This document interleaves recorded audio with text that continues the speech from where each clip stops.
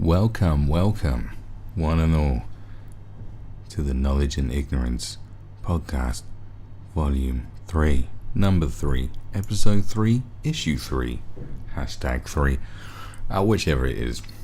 You've seen what it is. It's been a while. I shouldn't have left you without a sultry voice to beat off to. I'm going to try and maintain a certain degree of seriousness for the rest of this. Seriousness with an injection of my usual wit, charm, and overblown statements. I've decided to break down this subject into that's going to be really annoying, into possibly 2 or 3 parts. I wanted to do something on the state of play, how things are right now, and how I think the world has changed. Kind of an argument, maybe a bit of a theory, but also definitely based on a hell of a lot of facts and historic evidence. The world changed in 2014. Now, for those of us who remember before 2001, that's definitely when the world changed for many of us. But 2014 was a significant year of change, and things are like totally different now than they were then. Like 2013 seems like such a fucking great year. Even 2016, which wasn't particularly great, still seems better than 2019 is looking. Now, 2014 was actually a significant year of change for me as well. So it's kind of strange that it's all sort of changed for me and the world. I have changed with the world, but the world has not changed me. Okay, or maybe it's changed me a bit. So why 2014? What's going on? Well, 2014 is when I think this whole new culture war started, and also when the age of fear took a change. So that's why I'm doing 2 of these, and possibly a 3rd one to like maybe bring it all together. And I've done some research. There's only so much you can research on this topic before your mind starts warping and bending. It sends you insane. You're just like, I just wish I had the button right now, because I'll just let it off. So what am I talking about?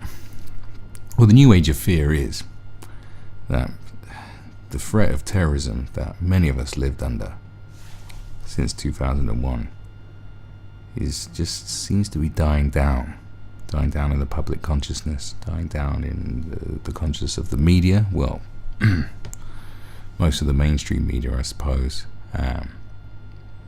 with governments, securities agencies, and the people.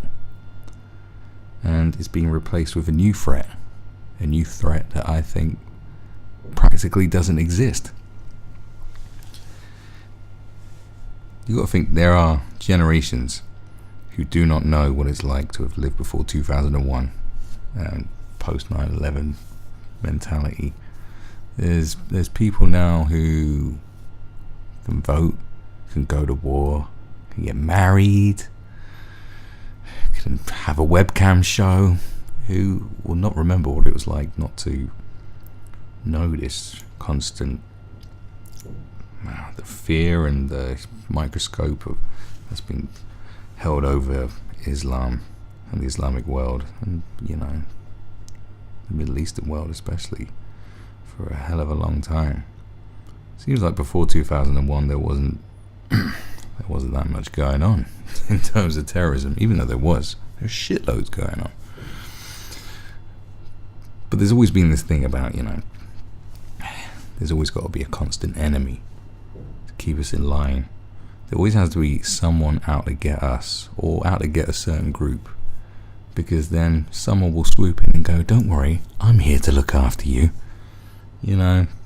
All sides of the political spectrum do it. The far right do it, the far left do it. Governments, whichever way inclined they are, whether they're centralist or not, they'll do it. It used to be communism. Communism was the big threat. Communism was a threat because shitloads of people died. I mean, 60 million Chinese alone is enough to say that's not good. But they used it a hell of a lot, It was blown out of proportion, the threat of communism. It was used against many different groups who weren't even communists. They were just labeled communists. And then we saw it again after the Berlin Wall fell and the USSR crumbled. They needed a new enemy. I know I'm sounding like some sort of conspiracy hound right now, but there's much truth in it. Many intelligent people will tell you. I'm one of them. And the new threat became Islam, Islamic terrorism, after 2001. And that was the fear machine that was used by the media that perpetuates it, because all they care about is people consuming what they have to offer. And that was a hot topic. And, the government as well, and various factions. Point is, it just seems to have died off very quickly. It took a long time for communism to die off, and it seemed like we were going to be talking about Islamic terrorist attacks, whether it was in the Middle East or in Europe or in America or wherever it was. Like, it seems like we just never stopped talking about it. They never stopped happening, or they never stopped speculating on it, and it just constant. So much is like, I'm just so fed up with this shit. And 2018 especially, it's totally died down, the talk of it. And there's many people still talking about the threat of Islam and the threat of migration, but it's become more of a cultural thing. It's taken a cultural shift with the migrant crisis and the increasing tensions across Europe and the changing of the landscape. Now it's like a cultural thing. It's not necessarily all about Islamic terrorism. It's about the difference between us and them, or them and us, or the West and them. It's taken a turn. It's changed. But the fact is, terrorism has been dying down. There have been less terror. Like 2018, there were less terrorist attacks. And I'll go through the data. Don't worry, I've got data, mate. And now in 2019, what we're presented with, well, there's less of it. ISIS are on the run and practically defeated. So apparently everything's fucking hunky-dory. So what do they do? Well, now they tell us, especially in the UK, and across Europe, that there's a new threat from far-right white supremacists. There's not. I mean, they blew, I'll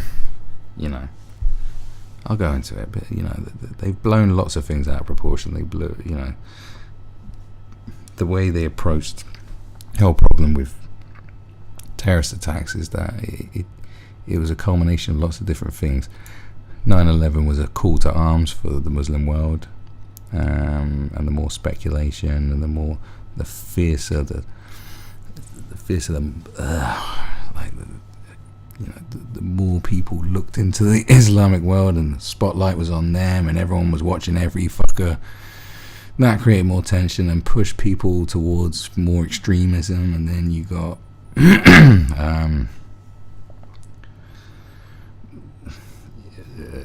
the security forces watching every motherfucker, and that didn't help. And then everything that happened that might have involved someone that looked Muslim or was slightly Muslim, or someone who's definitely mentally ill is suddenly a terrorist now.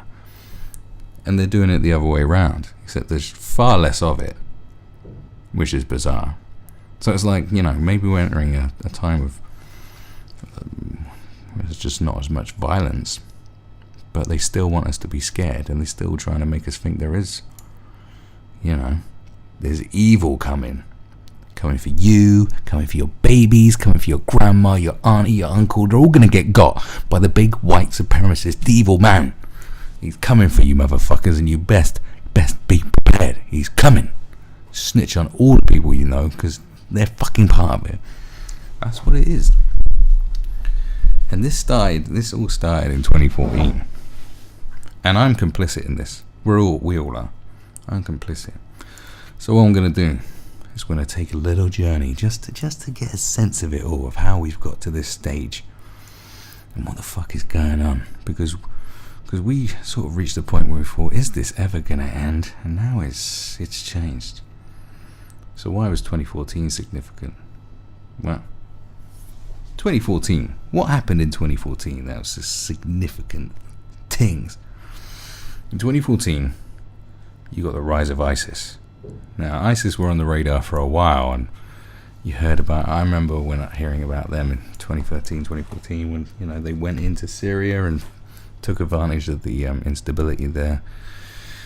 And I was like, I even made a joke on one of my comedy podcasts I did about how people had stopped talking about ISIS at that time, because it was sort of a blip. Oh, I was fucking wrong. I mean, after that, people couldn't stop talking about ISIS. You remember how fucking terrifying ISIS were? They were fucking terrifying. You had to go on any newspaper, any online website, anything, all of the news, left, right, centre, whatever the fuck it is. Like, it was just full of ISIS. It was fucking terrifying. They were chopping people's heads off and putting them on stakes, drowning people in cages, throwing gays off roofs, smashing up fucking artifacts because they're nihilistic motherfuckers. Like, Jihadi John. Remember Jihadi John? ISIS were fucking crazy terrifying. The more you looked at it, the more you believed in the fear machine.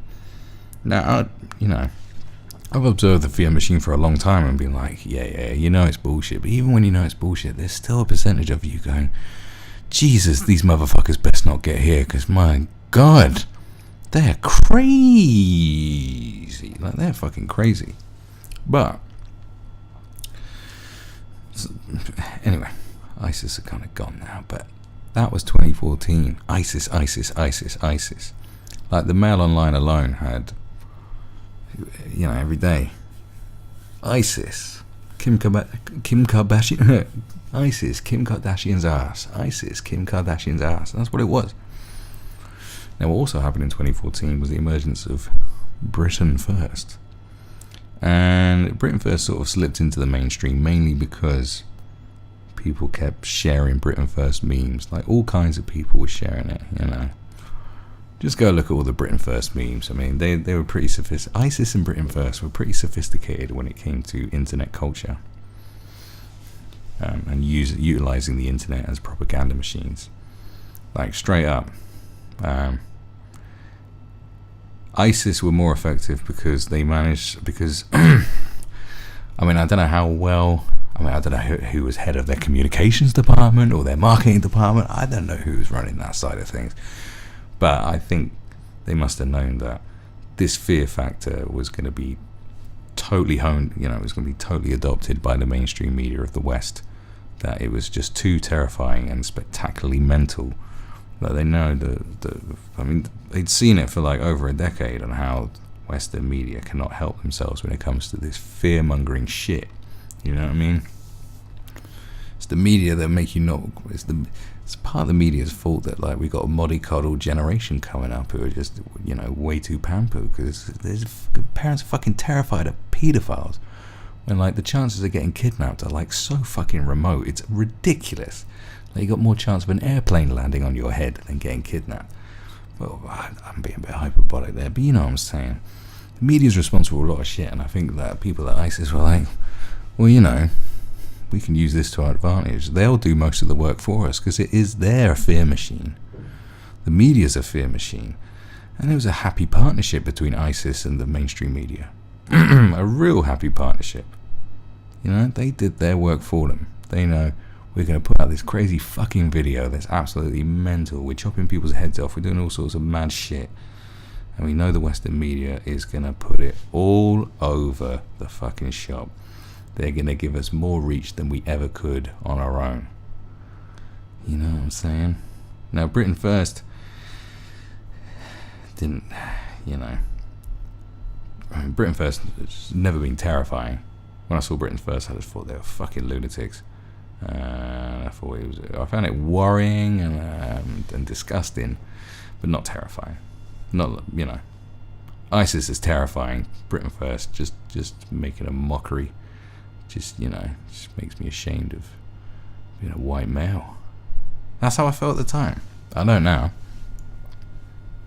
Because now that's something that's all part of this bigger picture thing. But Britain First memes were getting shared by all kinds of people, and I don't think they realised what Britain First was. Because it's a very clever name, Britain First. It's kind of innocuous. It doesn't really hold much to it. Britain First could be a travel firm for all we fucking know. I think people see sort of Facebook groups and you're talking about your average Joes and they just go, oh well, that's putting Britain First, rather it being like a far right political group. So they share all these memes going, share if you agree if it's a disgrace not to wear a poppy on Remembrance Day. They don't like bacon. Here's a bacon sandwich showing their face. They want to spoil Christmas. They're building 20 megamoths in the M5. Those kind of ones. I will get up some Britain First memes to read off, but this is an audio medium, and what's the point in that? I could do that in a way more entertaining way with visuals. But that was the emergence of Britain First. I saw that as, because so many people were sharing their memes, having a narrower vision of it and not really ignoring my own intuitions on fully researching stuff and digging deeper and understanding stuff better. I thought that was an indication of a rise of the far right. I said it to many people, and I was generally concerned in 2014 because it seemed inevitable. It seemed inevitable that people had been just pumped full of fear for so long that they were going to get pushed further to the right and have all these wacky ideas of supporting Jada France and walking around Luton with a fucking white cross screaming at people. It seemed perfectly plausible, and I don't blame anyone for seeing it as it is now as being plausible.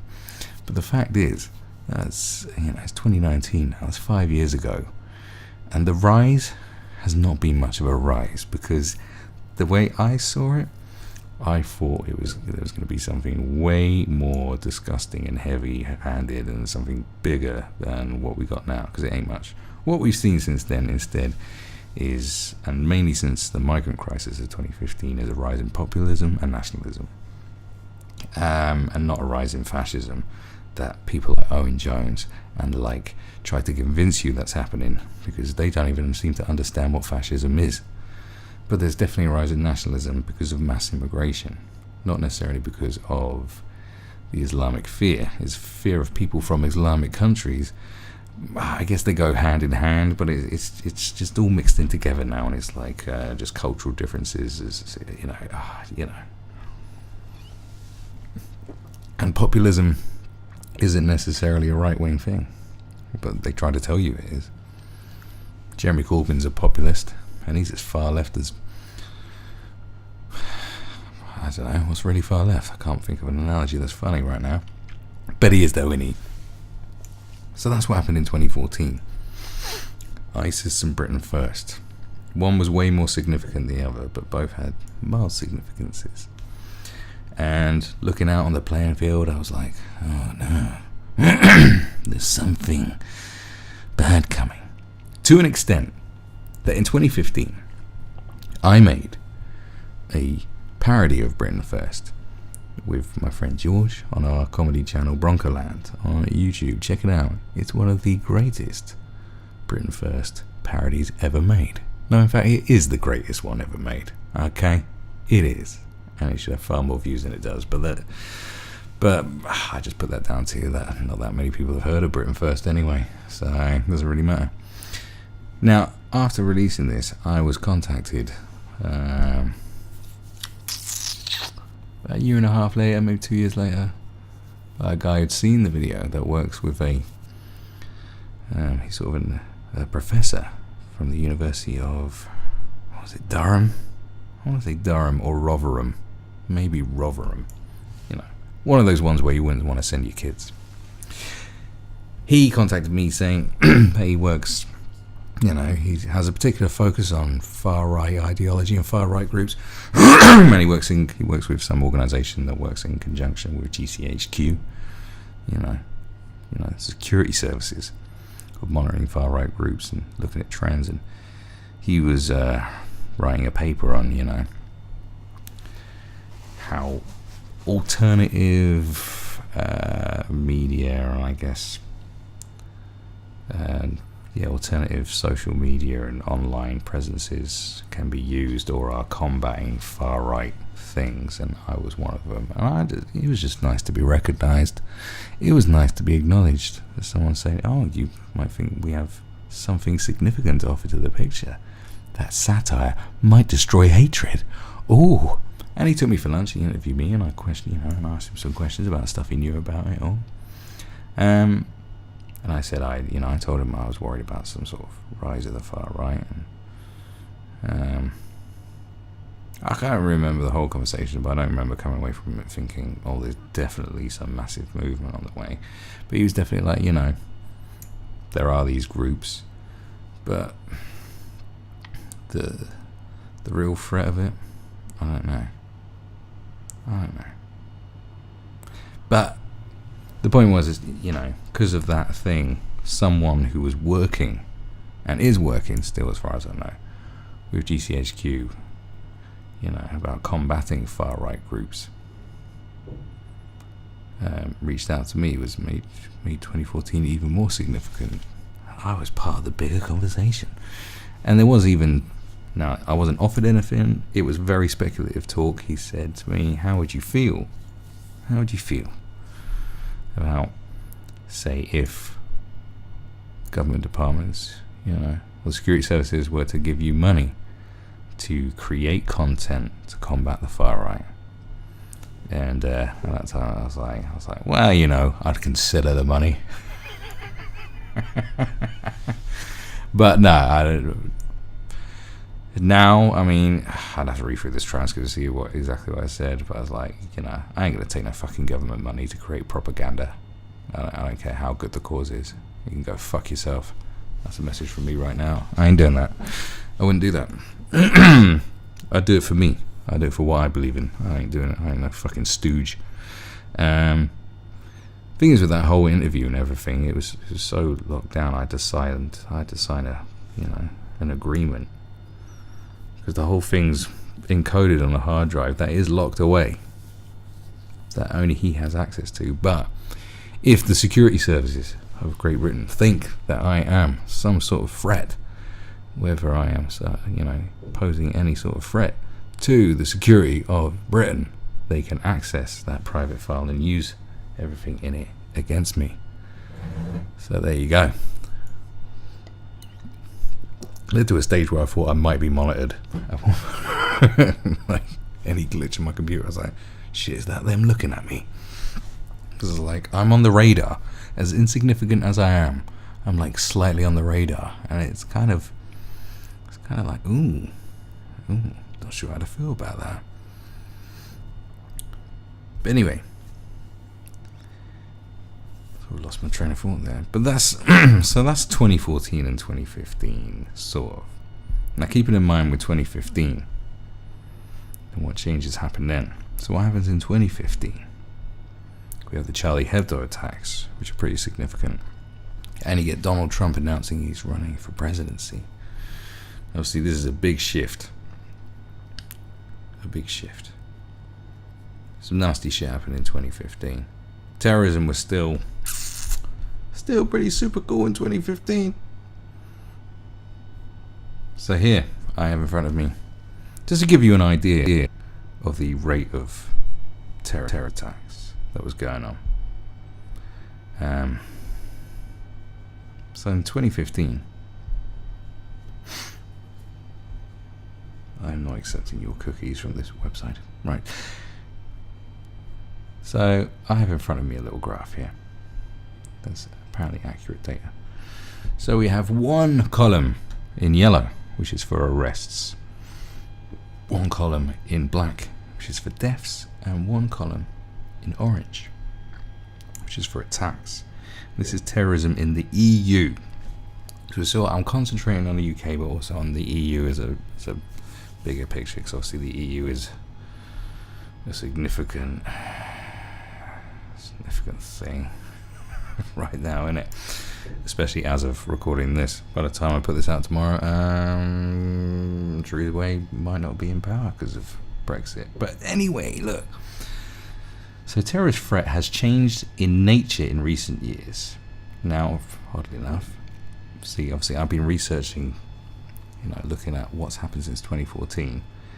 Just from Googling and finding this report, it starts in 2014. Now, obviously, terrorism attacks have been going on for a hell of a long time, especially if you're talking about post 9/11 terrorist attacks. There's a significant gap between 2014 and 2001 that they've just left out. Why? Because there's some significance here, my brethren. I did just call you my brethren. I apologise for saying something like that with my skin tone. I'm sorry. The terrorist threat has changed in nature in recent years, it says. So check out our graph to see the evolution of attacks, deaths and arrests since 2014. Why it's doing it since 2014 hasn't really made it clear. It's just interesting that it is. In recent years, there has been an increase in terrorist threats and attacks, beginning in 2015 with the killings at Charlie Hebdo magazine in the offices in Paris. Yeah, now, if you look at 2014, 395 arrests across Europe, 4 deaths, and 2 attacks. Okay. 2015, 687 arrests, 150 deaths, 17 attacks. So you're jumping up from 2 attacks to 17 in 2015. You're jumping up from 4 deaths to 150 in 2015. So looking at that, from 2014 to 2015, it's like, shit is getting fucking out of hand. That is such a significant jump. I mean, on the plus side, there's been more arrests, but then there's been more shit going on. You would want more arrests rather than, only because it's like foiling attacks. All the attacks they're supposed to be foiling. I thought they were working overtime, and I thought they were working overtime to protect our silly selves, but no. So terrorist attacks in numbers breaks down. So in 2017, 62. Right. So I'll read out the rest of it. Right. In 2016, there's 718 arrests, 135 deaths, and 13 attacks. So it's down a little bit from 2015. 2015 is like a peak. And in 2017, you have 705 arrests and 62 deaths and 33 attacks.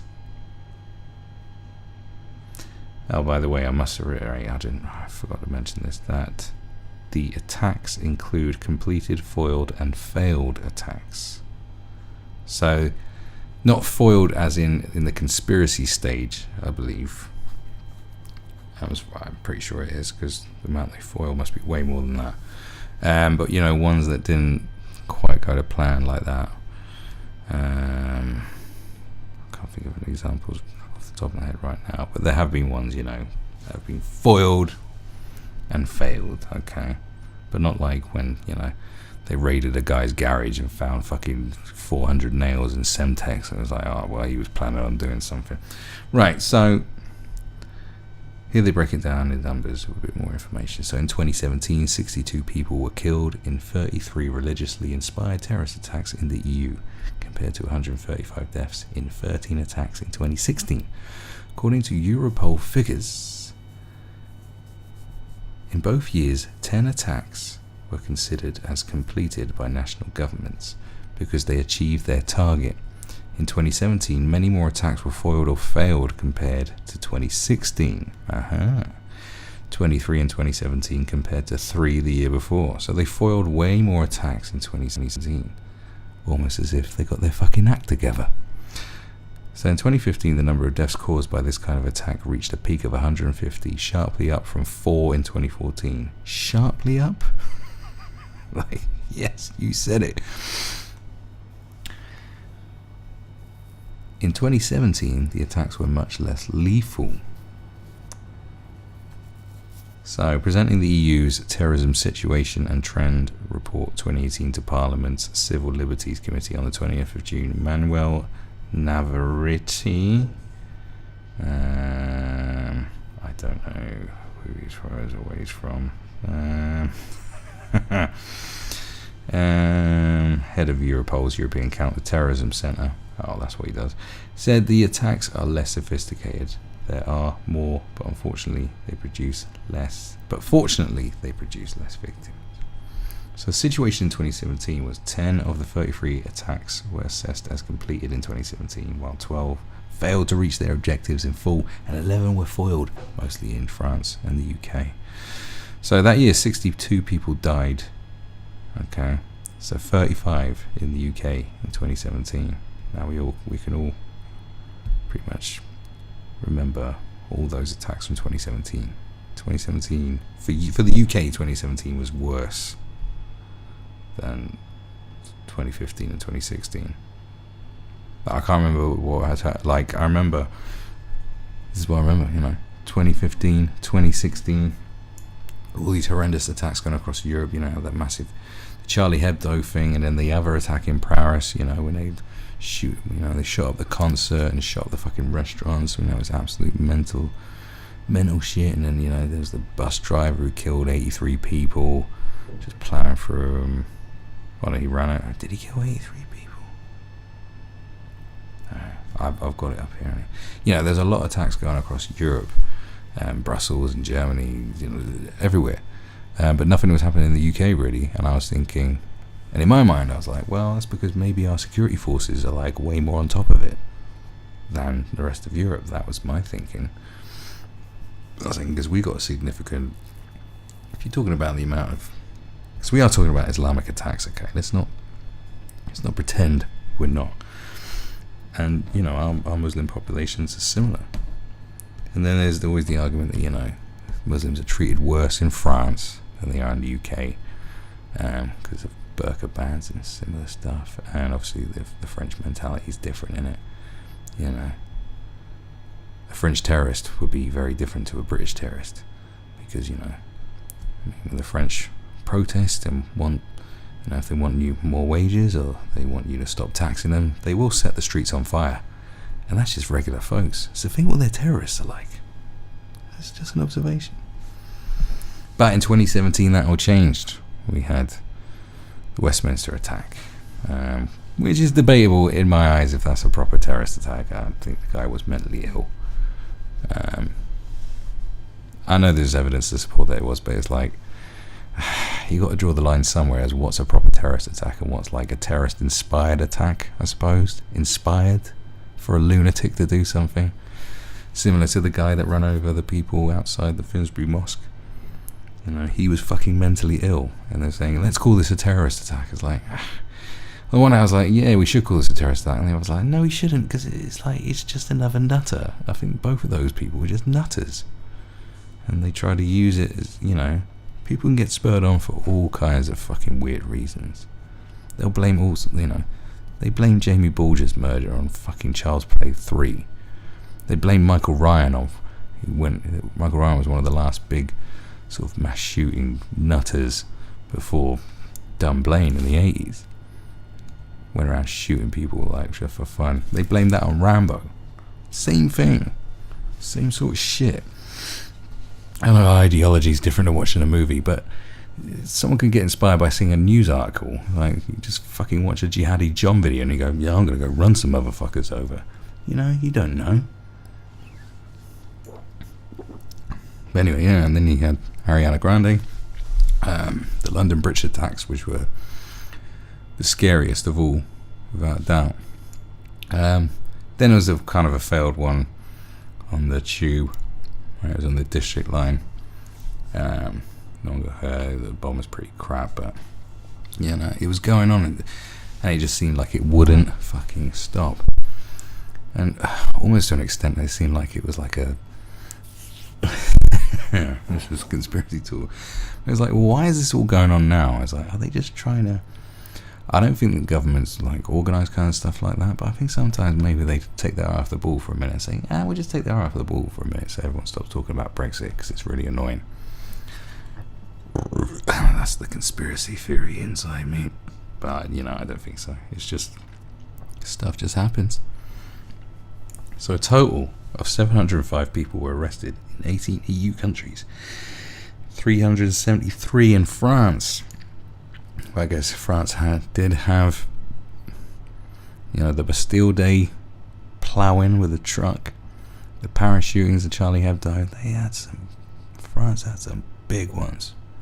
France got the real shit. You wonder why, wonder why their nationalist party are very close to power. You know what I'm saying? Just saying. Suspicion involved. So it's on suspicion involving jihadist terrorist activities. So the reinforced cooperation between EU countries sharing information has helped to prevent attacks, stop them, or limit their impact, according to this Navarrete. Sorry, the plots are identified earlier because the tools for intelligence and police are used in a more accurate way, he said. He added, we are preventing and mitigating the number of people that are killed or injured. So basically, the report is saying, and this came out in July of 2018, and things have dropped off in 2018 because basically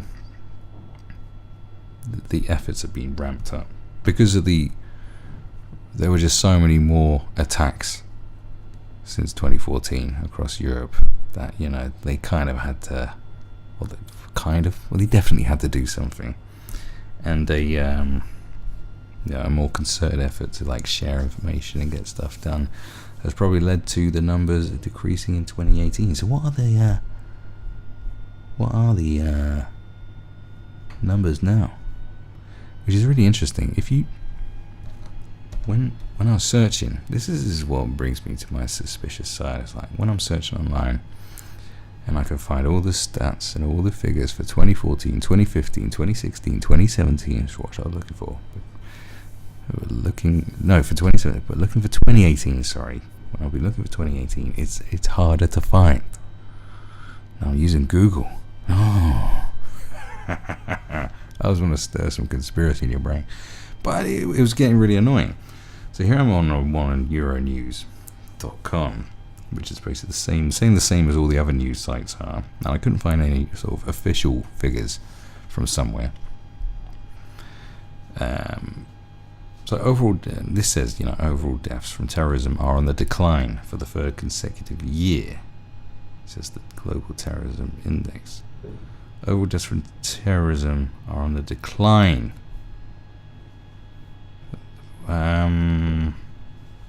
Well, this can't be talking about Europe for the third consecutive year. So 2018. Let's get these fucking numbers up. I don't know.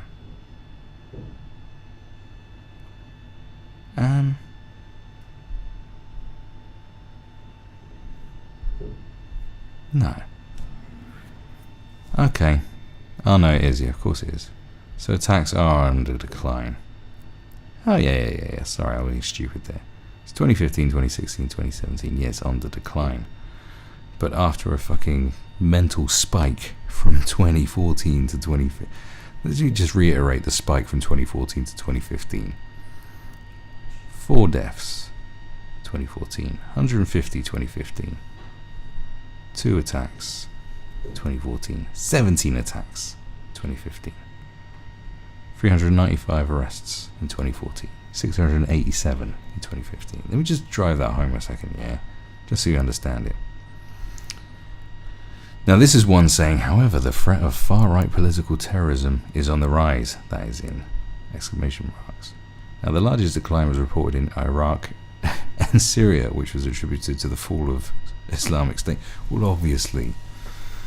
So you should just ignore those numbers, like for the bigger picture thing. I mean, we're talking about Europe here, bitch. A similar pattern was observed in Europe, which saw the number of deaths drop from 75% between 2016 to 2017, and was on course to continue the trend in 2018. So a similar pattern was observed in Europe, which saw the number of deaths drop 75%. Right. So, between 2016 and 2017, is that 75%? Yes, it is. I have to double check. So ISIS was also marked as the deadliest terror group in the world, despite recent deterioration of its power. Well, yeah, obviously.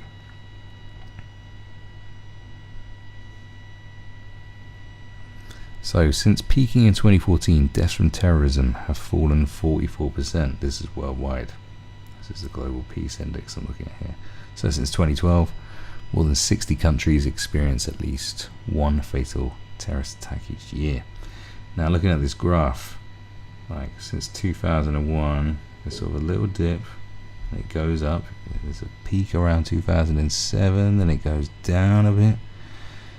And then the Syrian civil war starts around 2011, and then it just goes through the fucking roof in Europe, and in Nigeria, and Afghanistan, and Iraq, and the rest of the world. It's this graph is absolutely crazy. It's crazy.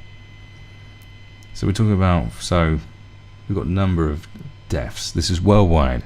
So September 11th, there's a huge peak. Goes up to above 5,000.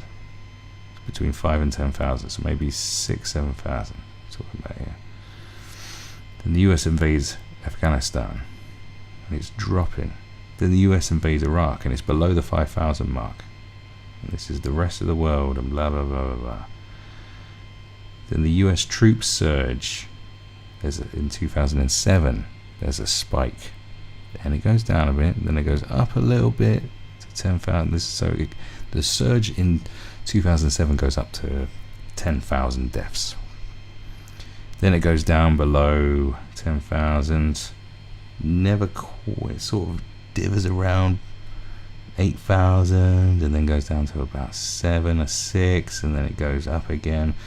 And the Syrian civil war, it's kind of, it's been dropping since 2007 up until 2011. Then suddenly the spike just goes from, so probably around, so they haven't got the exact numbers, I'm just looking at the graph, so it's probably around 6,000-7,000. It doesn't matter, it goes up to almost 35,000, a peak of 2014, 35 fucking thousand. It jumps from about 7,000 to almost 35,000 after the Syrian civil war breaks out worldwide. That's crazy. That's crazy. And then after 2014, it drops. So it does turn out that ISIS were the fucking if you look at this graph and you think all the fear mongering around ISIS, it's like, oh Jesus Christ, ISIS were legitimately terrifying. Because just looking at this graph, it's like, oh shit, ISIS were fucking mental. Like, there's just no doubt about it. The rise of ISIS, it's crazy. The rise of ISIS just shows a worldwide rise in deaths from fucking terrorism across the world. That's mental. Like, ISIS really were the beacon of hate. I've never seen it broken down like that. That's mad. But since 2014, which is definitely ISIS's peak, that's their peak of fear. Maybe not their peak of powers, because they're still powerful after that, but that's the peak of fear across the world. And after 2014, look at that. The fear mongering drops. But yet, the deaths in Europe increase after 2014, but worldwide it goes down. Ooh, okay. This gets more interesting and more interesting. So European terrorism statistics, what it says about here. So the report noted that while terrorism deaths were down, overall impact was still widespread. So in Europe there was a marked increase in terrorist incidents despite a fall in deaths, which the report said was an indication of ISIS's dwindling ability to plan large-scale attacks. So yeah, I mean, it's different to Al-Qaeda. Like, I mean, it seems like all the people that says they were doing it on behalf of ISIS fucking were. or were definitely way more inspired by ISIS than Al-Qaeda, which is worrying. So there is a growing body of evidence which indicates that people in Western Europe with a criminal background may be especially susceptible to alignment with extremist beliefs, radicalization, and possible recruitment by terrorist groups, the report said. So most of the studies conducted in Western Europe find that more than 40% of foreign fighters and those arrested for terrorist activity have some form of criminal background. Alright, okay. Yeah, makes sense in a way, sort of. Doesn't explain all those doctors and shit that do it, but you know. Noting the recruitment pattern as a concern for Western Europe, the report warned it may become particularly apparent with the number of returning foreign fighters expected to grow in the years ahead as ISIS continue to crumble in Iraq. Yeah, that's a good point. All the people coming back. So now it goes on. Now we'll dip into this far-right political terrorism. Far-right political terrorism is what it says in here on the rise. Significantly, there was a reported rise in the threat of far-right political terrorism, which has been amplified by online platforms, the report said. Now, this is where it gets into choppy territory, because if you look into what it's saying, the threat of far-right political terrorism, which has been amplified by online platforms. Now, it doesn't have a link to this report, doesn't say who it's by, but if you looked into what people deem as far right these days, it's very different to what it was before 2014. Okay, very different. So between 2001 and 2014, there were 20 reported attacks by far right individuals or groups in Western Europe. Okay, 20 reported attacks. This was compared to the 3 years from 2014 to 2017, where there were a reported 61 attacks. I mean, that is a jump. That is a jump. A reported 61 attacks. But these are attacks. Now, bearing in mind, when you're talking about attacks, if you look at some of the other data sets that says attacks also include completed, foiled, and failed attacks on one report. Doesn't break down, doesn't even have a link, it just says a report. This is what I'm saying, it says a report. This is what annoys me.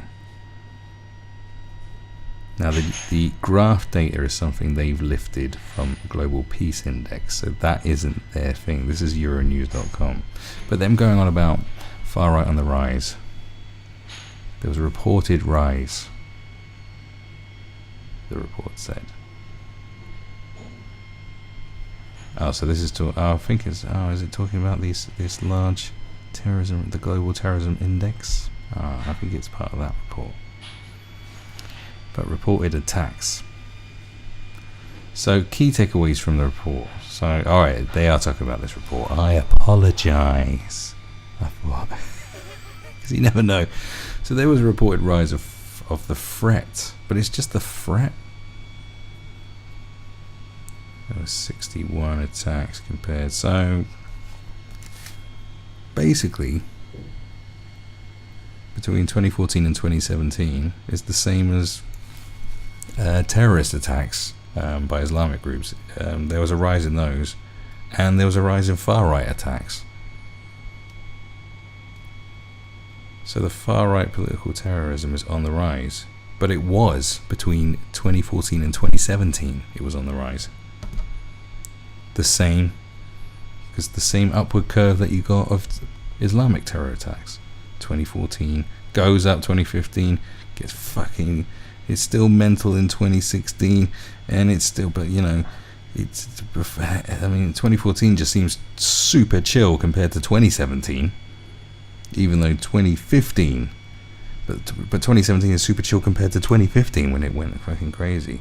So it has been on the rise, but it's all been on the rise.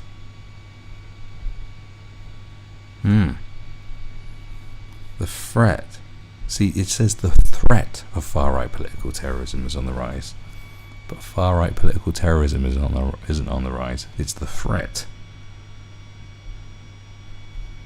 See? There's a difference between the threat of something. A threat is it's a perception more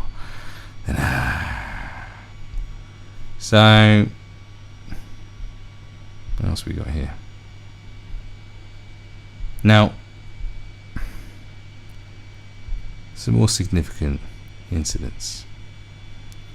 So, 2016 terrorist attacks, 2017 the last hurrah of terrorist attacks, especially in the UK, those horrible ones. I mean, the one on London Bridge was fucking terrifying. Even though you might say, it was just the mental brutality of it. It's very different to go blow yourself up or to drive a truck through a bunch of people or just even set off a bomb when you're not there. But for a couple of people to jump out of a van and just go around and just slashing people's throats and stabbing them, I mean, that is different. That's a different way.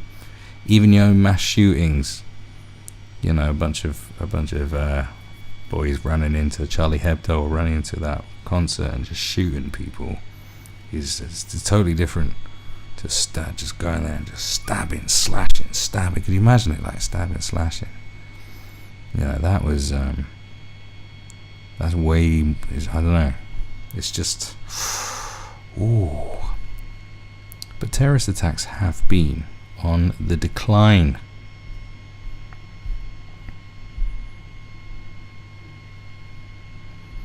Now, let's see what else is. Now, I've got a lot of stuff up here. So I just wanted to get us where we are here. So, as we see, terrorist attacks have been going down significantly. Even though, for the life of me, I can't find the numbers from 2018. I promise you, I've been trying. They just said, oh, it's decreased. It just says it's decreased. It decreased in 2017, and I'm still trying to find these numbers. I can't find them. I'm trying. I'm seriously trying. So let's try and find it. I don't know. I'm gonna do this. I'm gonna do this now, right in front of your very eyes. So, how many terrorist deaths in Europe in 2018? I mean, that is fucking, that's pretty keyword specific. So it brings me back to this thing here. Same link I've already looked at. Is there something I missed? I've already looked at this fucking link.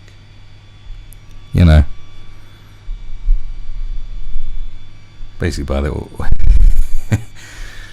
Jesus. It doesn't say. Doesn't say how many in 2018. This is bugging me. This is really bugging me.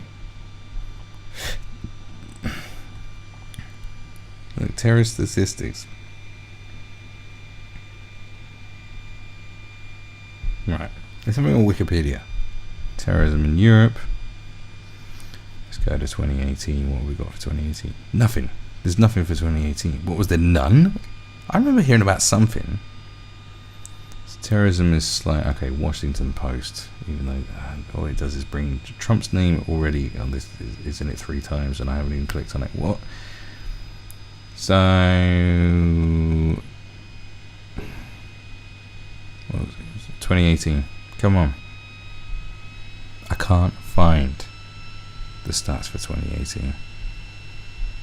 I just can't find them. Like, why? Were there none? There can't be none, surely. It's just... God damn it. Why? Why? Why can't I find that? It bugs me that I can't find that. Why is it's all I want, I mean, how much searching do I have to do to find all the other statistics is a piece of piss. I've got it here. Where are the numbers for 2018? Why can't I find the numbers for 2018? I'm not calling conspiracy or nothing. I'm just saying, why? It's just a legitimate question. I would like to know why. Answers on a postcard, as they used to say. Bug's eye. Anyway, let's continue. Let's look into this far-right threat. Right, notice the computer isn't making as much noise. Because I had to cut it a second to stop it from fucking taking off into hyperspace. Right. Back to the matter at hand. So there's a report.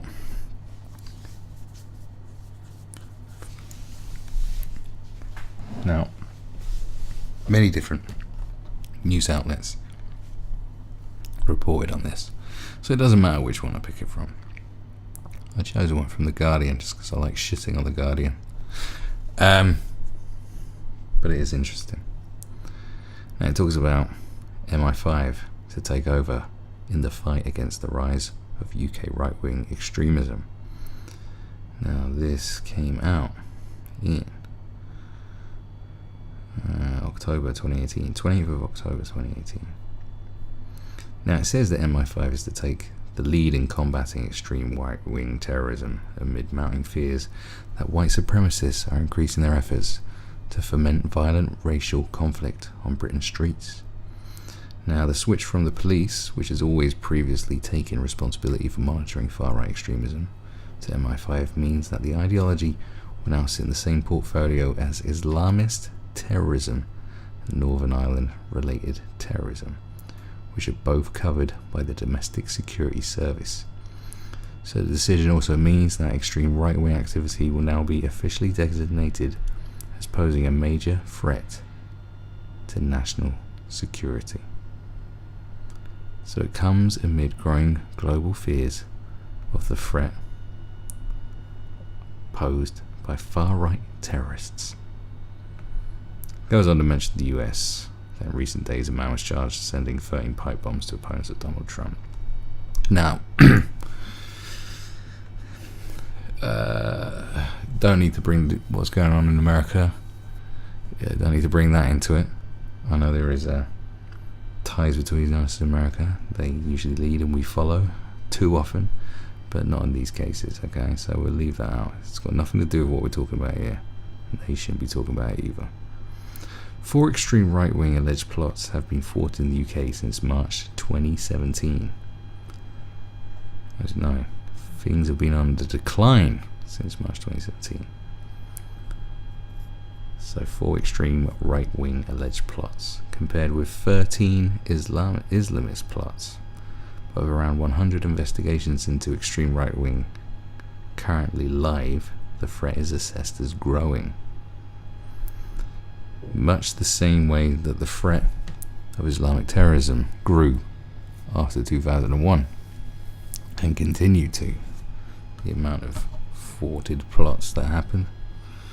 But as we know, Islamic terrorism peaked significantly after 2012, ridiculously peaked, and then started dropping after 2014, well definitely after 2015, where there's a huge spike in Europe compared to the rest of the world. So yes, when terrorist plots are dropping across Europe for Islamists, the numbers will be closer. So the move follows months of negotiation between MI5, the police, and the senior government officials. The outcome is that MI5 will take the intelligence lead when extreme right-wing activity is suspected of amounting to terrorism, according to multiple sources with knowledge of the discussions. The sources say that MI5 have already been expanding its work in this area this year. It is hoped that MI5's approach, techniques, and greater powers will allow it to discover more about the violent intentions of extreme right than the police can. Okay. Now, what does this mean? Well, we know that things filed under the Terrorism Act means hefty shit. So, the UK Terrorism Act, ladies and gentlemen. Like, where is it? Bloody hell, this keeps...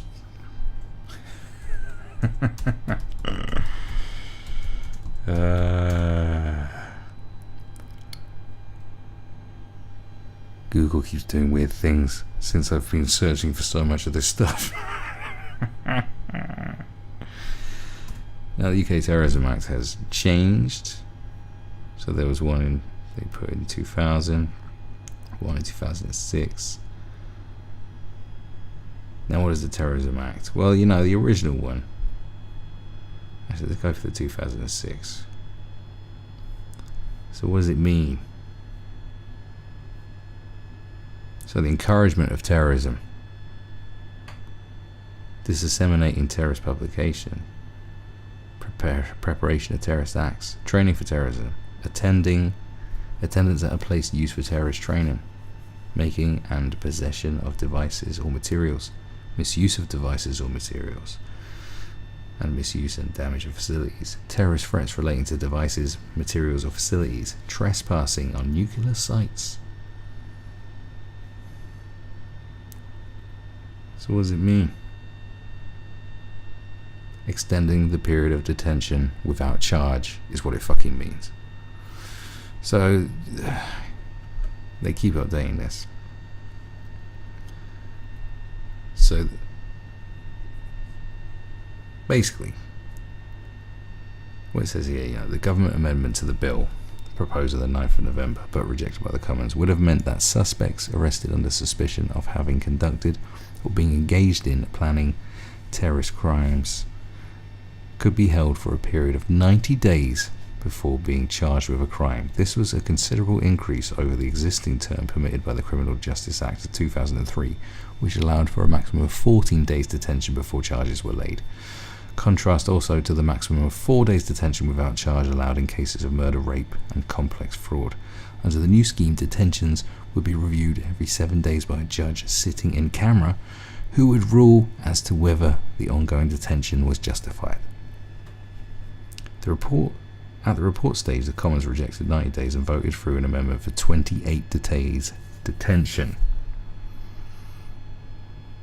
Okay, we all know, you should all know this. So what's with the Terrorism Acts in 2017, when apparently things started to go on the decline? Well, let's have a look at the fucking report, shall us? There's 149 pages. We just want to look at the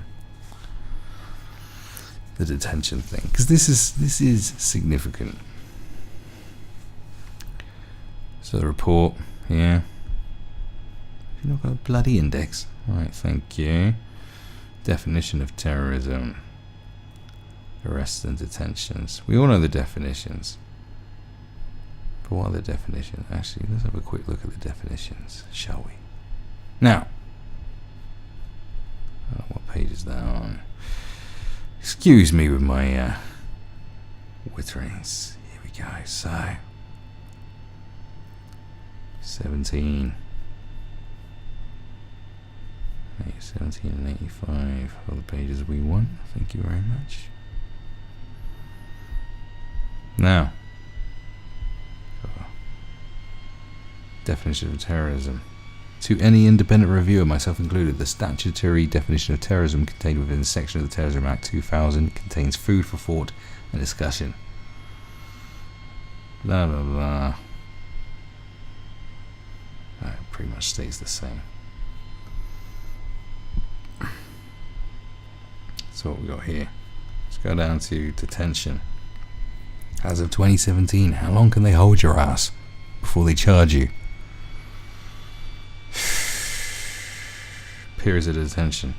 In Great Britain, of the 156 persons arrested in 2017, 33% were held in pre-charge detention for less than 48 hours, 78% were held for less than a week, 34 people were held beyond a week, 8 of those were released only on the last day of the 14-day maximum period. This compares to 16 people held beyond a week in 2016 and just 4 people in 2015. Parliament has recognised the possibility of an extension of up to 28 days, but only in very particular circumstances. So basically you can be still lawfully detained for up to 14 days, but can be extended to 28 days, depending on a judge, blah, blah, blah. So it hasn't changed much, right? The fact is, what do you know about the the terrorism bill. Well, we do know that due to the terrorism bill, a certain terrorism act, certain people have been banned from coming into the country, because this is what has happened. The conspiracy theorist minded person will take you all the way back to stuff that was said about 9/11 and why people thought it was perhaps an inside job because of taking away our civil liberties. This is what someone like Alex Jones would tell you.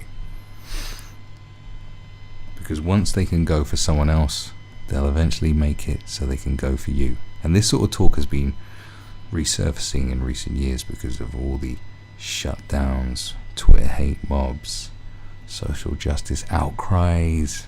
You know what's going on, and that's what I'm going to talk about in the next podcast, so I can bring it all together in one big happy package to make you really fucking scared.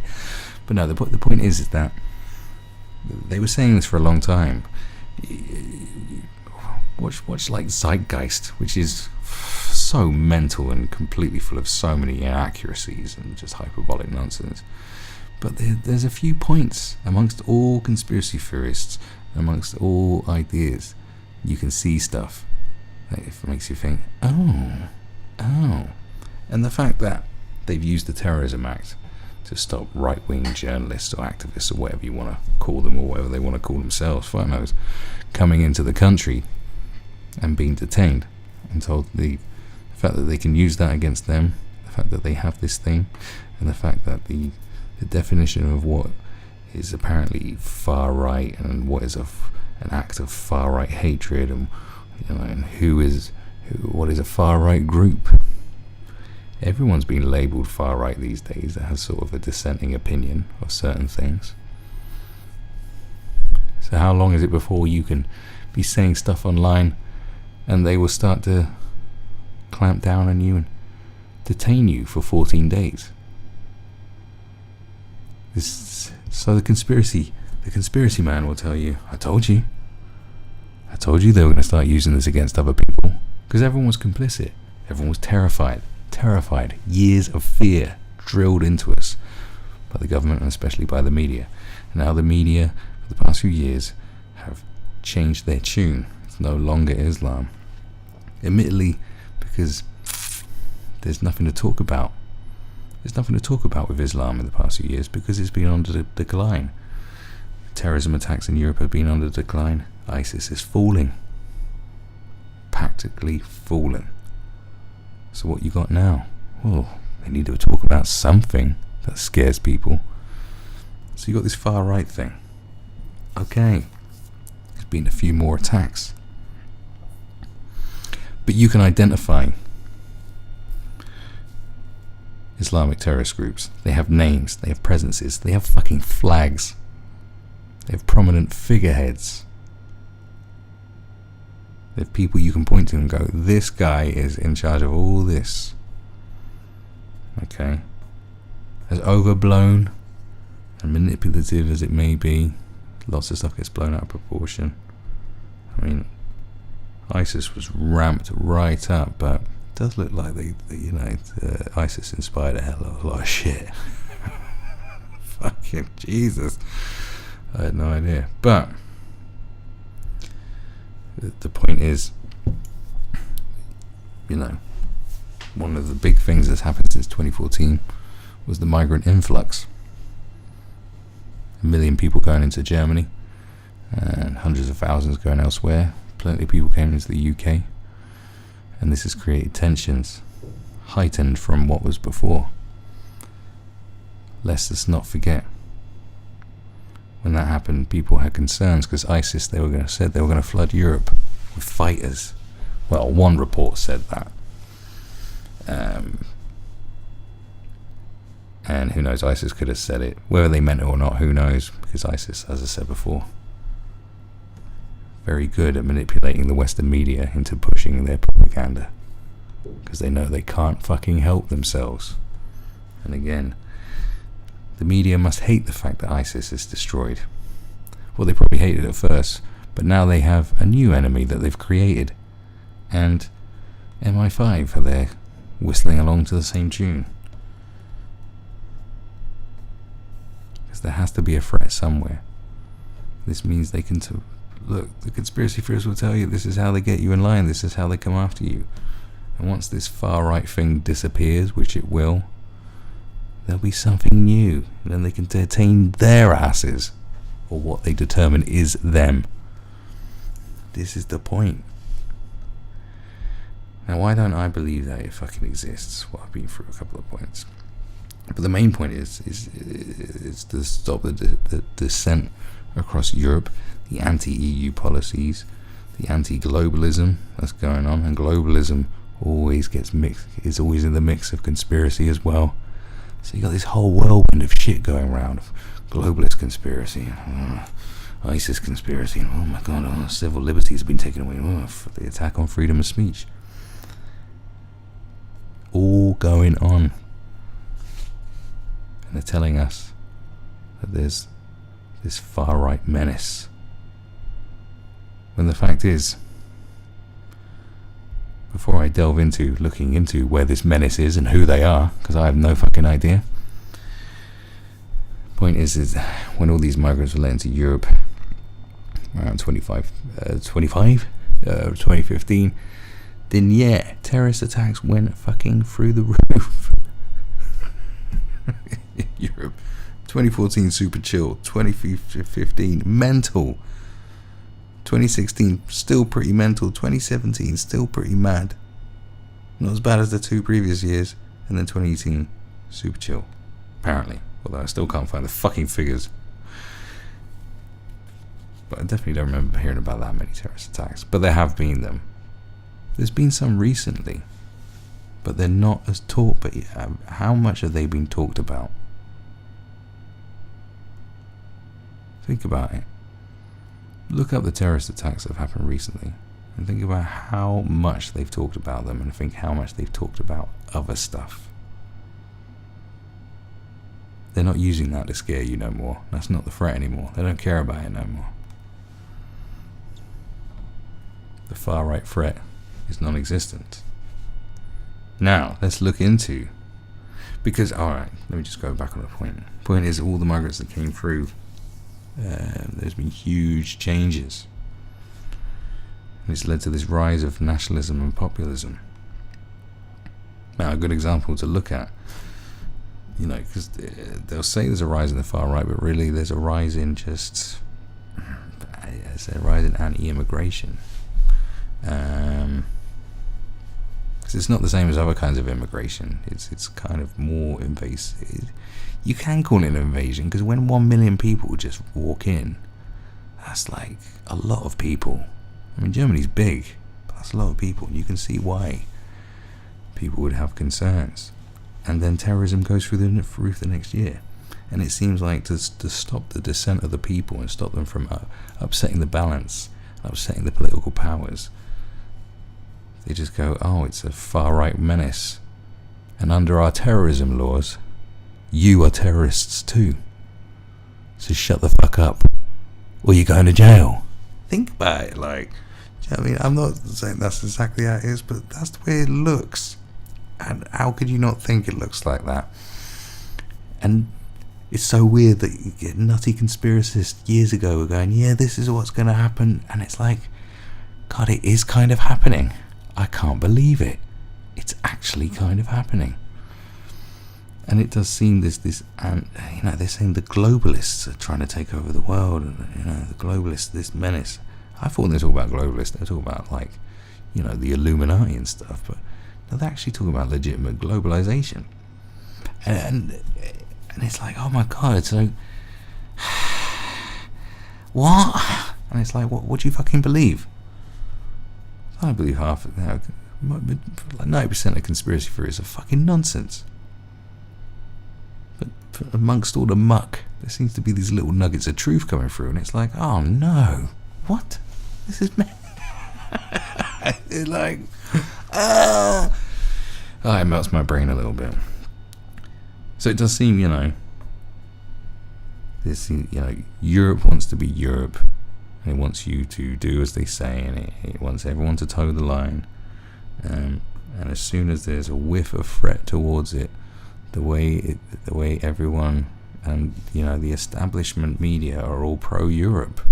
You can't deny that they're all pro-Europe. It's kind of like majority of the media are pro-Europe, except the Mail and the Sun and stuff like that. But all other institutions in the media and entertainment, all the ones that control what you see and hear, the majority of the time, are all pro-Europe.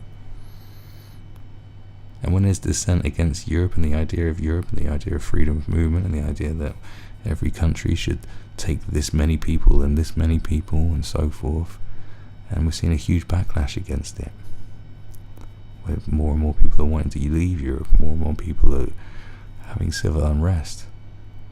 So how do you stop that problem and keep the happy ship sailing? Well, you can have a terrorism law that can really fuck with people's lives, can really silence dissent.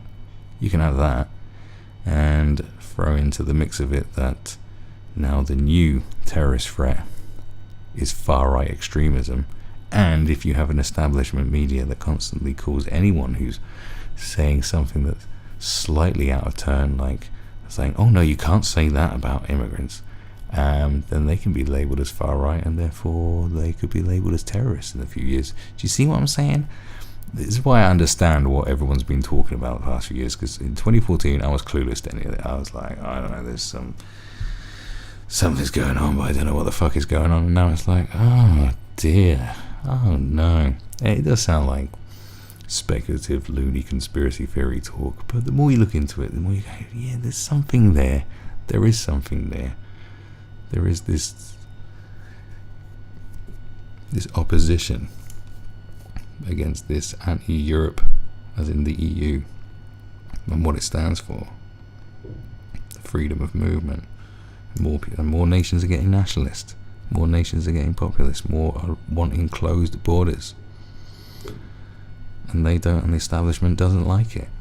We're talking about an establishment here, okay? You have political establishments and you have, liberal media establishments. These are definite things. They exist. There's not some super conspiracy. There's not some fucking all-seeing eye and some master puppeteer.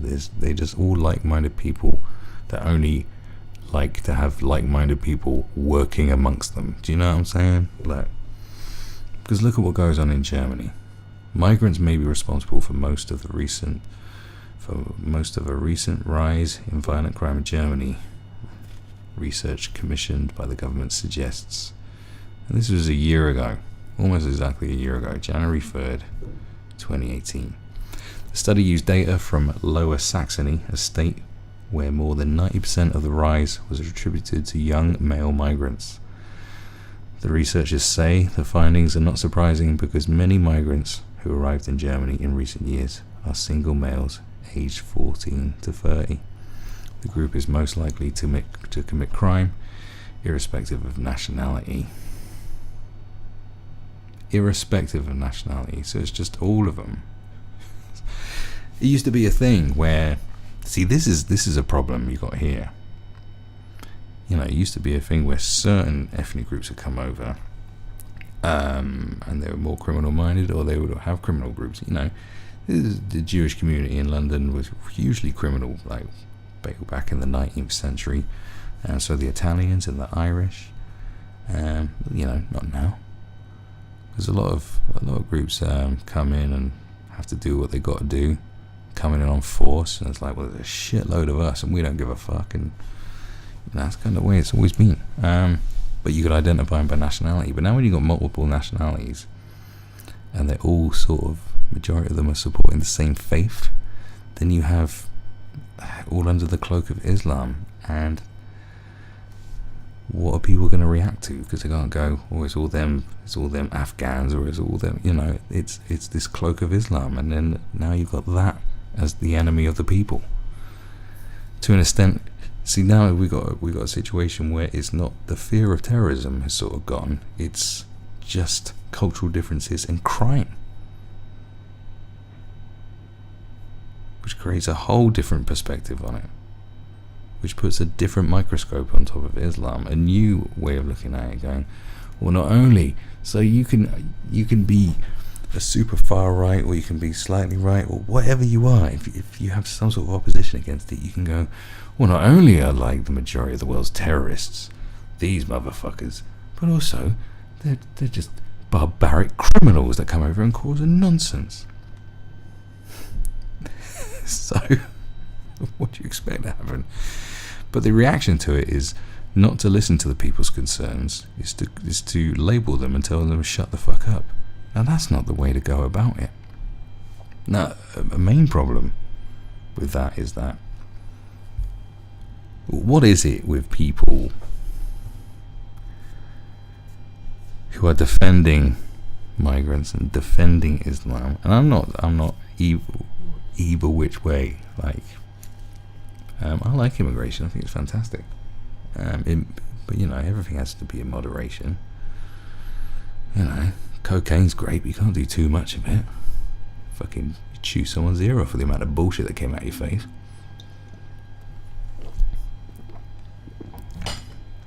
But the point is it a genuine empathy that people say, don't say that about immigrants, or don't say that about, it's mainly Muslim immigrants these days, isn't it? Don't say that about Islam, it's disrespectful, it's racist. Is that coming from a true place of heart, from truth?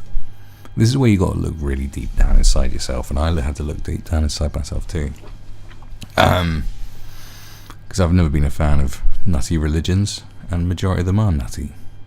But I also think that there's many beautiful and great things within religions, and as a discipline and as a way to conduct your life as a good human being, religion is very important. And I do despise smug atheists who look upon religious people as idiots, and I think they're not understanding the human condition very well, and not understanding what beautiful things it can bring to it, because there's pluses and minuses to everything. Now, with that said, when I think you live your entire existence based on religious scriptures, instead of as like a nice blueprint or a nice, you know, some bullet points to go by, do you know what I mean? Like, do you know, sort of an A, B, C, do you know what I mean? But when you live everything by it, I think you are an idiot. So I'm very much in the middle on this thing. But the point is, you should be allowed, you know, you shouldn't have a fear to call something out. And I definitely know within myself, over the years, that I would not call out things and not say things as openly as I would about Islam through fear. The fear that has been injected into all of us. And it took me a while to like look deep inside myself and go, what is it? What stops me from saying this, or what stops me from doing this? And I'm not talking about like going around battering someone. I'm just saying, literally just saying stuff, or your approach to things, or even if you had an interaction and you disagreed on something. What stops you from saying that thing? What stops you from creating art about it? And I remember Charlie Hebdo, and I remember thinking, well, you know, I think a lot of people have that sentiment, kind, well, it's your own fault, you knew what would happen. Nah. And now I've reached a point, it's like, and then, you know, you have to look inside yourself and go, that's not the fucking way you go about it. No way. Because then it's not a point of empathy. It's not you being a good person because you are so caring and amazing and wonderful. You don't want to hurt someone's feelings. The fact is, you're fucking terrified, and you're like, well, I ain't getting got, so I'm gonna point the finger at them motherfuckers and get them got. Do you know what I mean? The virtue signalers are scared hypocrites. I'd say majority of the time. Because it's so deep down inside them, they probably don't even know how fucking terrified they are. But it's a genuine thing. After 2001, terrorism just kept winning and winning and winning and winning, and now it's got by the fucking balls. Where you've got people with their good and well intentions are secretly conditioned to support this religion, these people, as much as possible without even knowing it, because they're terrified they're going to get Charlie Hebdo'd or fucking ISIS. You know, their head's going to be chopped off and put on a fucking spike. Which is a silly fear, because it's very the likelihood of that happening is very low. Do you know what I mean? It's very low, but they've got to us. It worked. Now, if Bin Laden was totally in charge of 9/11, if he was the man who's masterminded everything, if he did have a game plan, like a legitimate 10-year, 20-year plan of how he thought this was going to unfold, I'd say this is a good result. A very good result. Like, fear is instilled in us. It's within us. To an extent that we'll just go, how dare you say that, you piece of shit. I mean, just at that level. Splitting countries in two. Mass division. Look at it. Got to a state where any dissent against this kind of thing, you got people saying enough is enough. Too many people that come in, they're all acting naughty because they haven't got anything to do, which is another huge problem. It's like, where was the infrastructure? Where was the big plan? You know, what are they going to do? Do you know what I mean? That's a simple question. What are you going to do? They're going to get bored. They can be broke as fuck and bored. Especially if you're in London or somewhere, you know. You see all the opulence, all the cars, all the bitches. You know what I'm saying? You see all the stuff that you can't have. You think, fuck it, I'm bored today. Let's do something naughty. So, you know, it's you cannot, and I constantly said this, the best way to push people over to the far right is to call them racists when they have legitimate concerns, because they've had nothing but fear and horror pumped into them through the media, and the media will pump this into them, and then suddenly, which is recent, turn around and call them pieces of shit. Literally create the monster and then spit on the monster and set them on fire. That's what they've done. So you shouldn't go around calling people racist because they said something, and I stopped doing it, and I started listening to people instead and trying to explain, well, you know, this and this, and the fear and division, and we should not hate people because that's what other people want us to do. You know what I mean? It's as simple as that. But we should listen to people's legitimate concerns and try to appease them, and not ignore the stuff that goes on, which they've been trying to do. Just ignore it and cover it up. Not fully cover it up, but definitely, you know, everything is in plain sight. But to find the information, because it's all dictated to you through algorithms on Facebook and on fucking Google, or what the news chooses to show you. Because like I said, think about a recent terrorist attack. How much was it talked about compared to a few years ago where they wouldn't fucking shut up about it? But now they're trying to convince us there's this far-right threat at a time where everything's going whoop-de-whoop. Terrorism's on the low, they need a new enemy, and they need people to shut up because they can't have the masses being fed up. Yeah, think about that. Because where are these far-right groups? So, they say it's on the rise, okay? So far-right attacks are on the rise. The threat of far-right attacks is on the rise. So what about jihadi groups? What about jihadist groups? You can go on any search engine and try and look for as long as you like to find how many far-right members there are in the UK, okay? And it's very difficult to find a number, considering that a year ago, 6 months ago, sorry, MI5 are looking into this. They're monitoring this. They're going to find them all. Right. A few plots stopped. But numbers? Where's the numbers? Where's the numbers? How many people?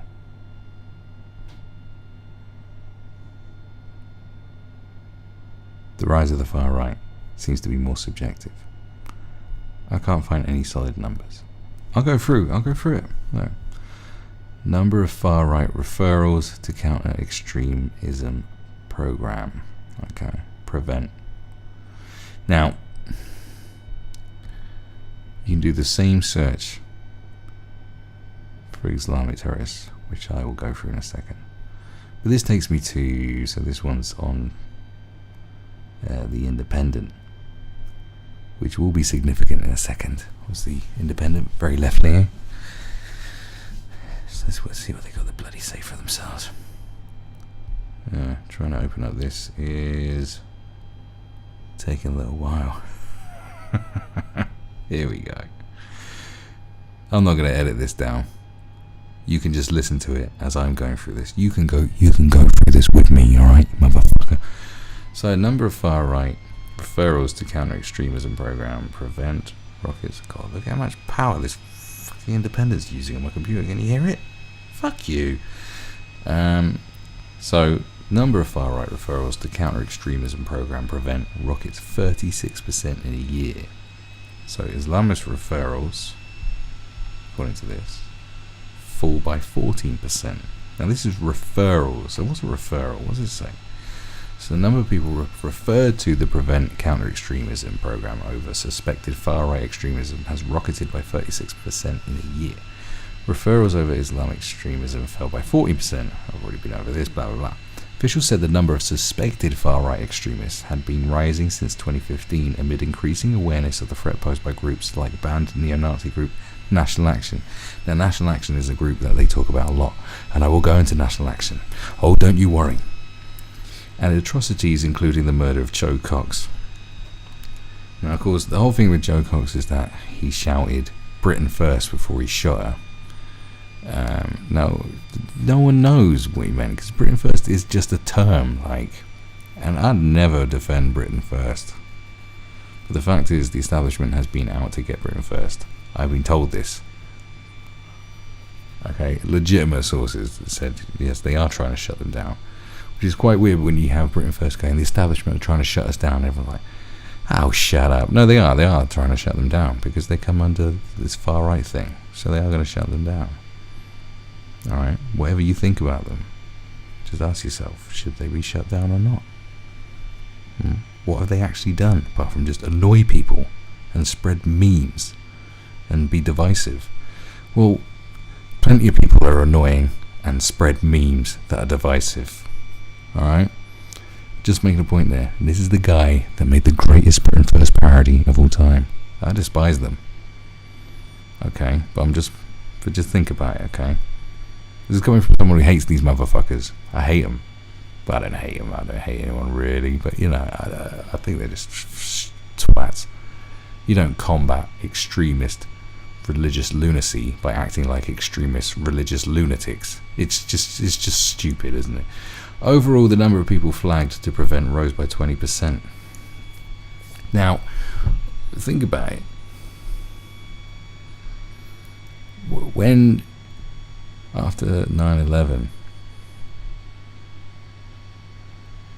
and everyone was concerned about Islamic terrorism, how big was the jump in referrals then? Of people you suspect might be up to no good because they said something, or they just look a certain way. Maybe the way they walked concerned you. People are fucking crazy with what they believe and their paranoia, especially then.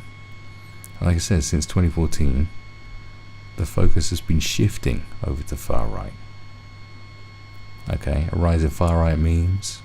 Britain First became way more prominent. Not hugely prominent, but they made an impact. So in a period that saw 4 terror attacks in London and Manchester, the alarm was mainly raised by teachers and the police, and 42% of referrals resulted in no action being taken. So, okay. So if you have a 36%, increase. 42% of those referrals resulted in no action being taken. So after that spout of terror attacks, that was madness in 2017. The Ariana Grande, Westminster Bridge, London Bridge, etc. Finsbury. I'll count Finsbury for now. People are going to be saying some mad shit. Online especially. The focus is online. It's heavily online.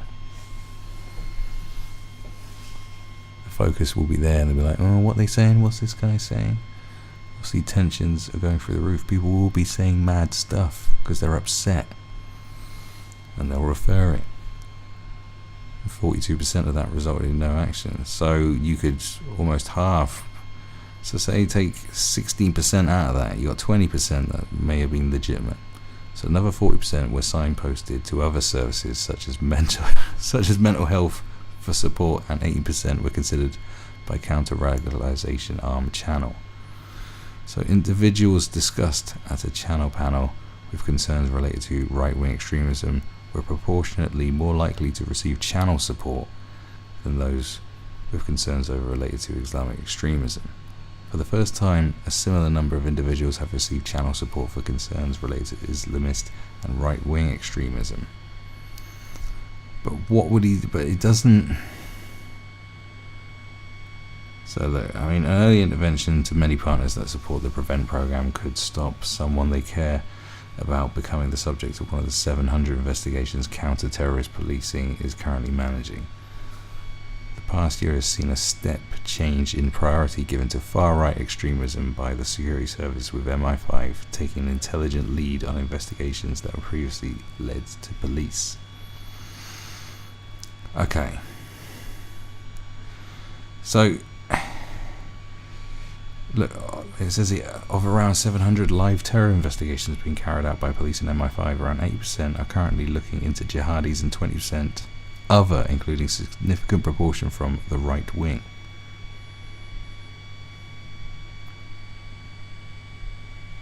And the median, and people were flagged by teachers.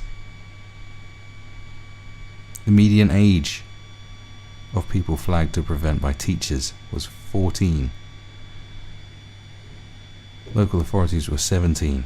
Friends and family 22, police 24, prison and probation service 27, community 28, and health sector 29.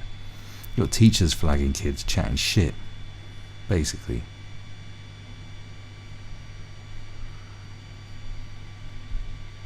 So there's numbers here, but there's not numbers of people. So PREVENT has stopped potentially like 1,267 people from going on to become terrorists and harming our society. The figures released today show PREVENT is tackling the threat from radicalization wherever it is found, including from the rise of right-wing extremism. Okay, so they say it's rise. The thing is, the numbers, the definitive numbers aren't there. They're not really there. They can't.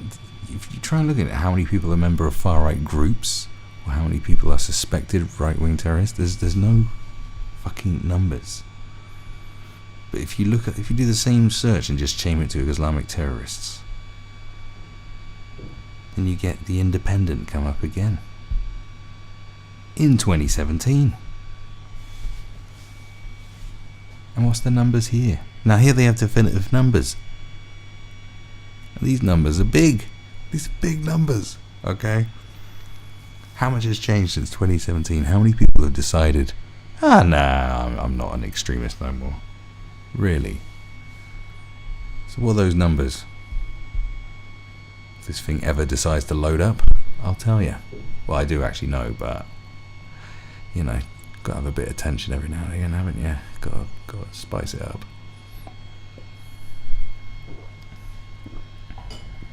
Oh, come on. What's the matter with yourself? UK, home to up to 25,000 Islamist extremists who could pose a threat, EU official warned. Now, I've heard these numbers before. I've heard 22,000 as the lowest. I think 28,000, maybe the highest I've heard. This has been reiterated by Majid Nawaz. Obviously, he's part of the Quillian Foundation, himself a former Islamic extremist, someone who cares deeply about his community, being a Muslim, former Muslim, or whatever, 500 under constant surveillance. Okay. So why did MI5 decide to turn their shift of attention to right-wing extremism instead of leaving it with the police? And what are these attacks?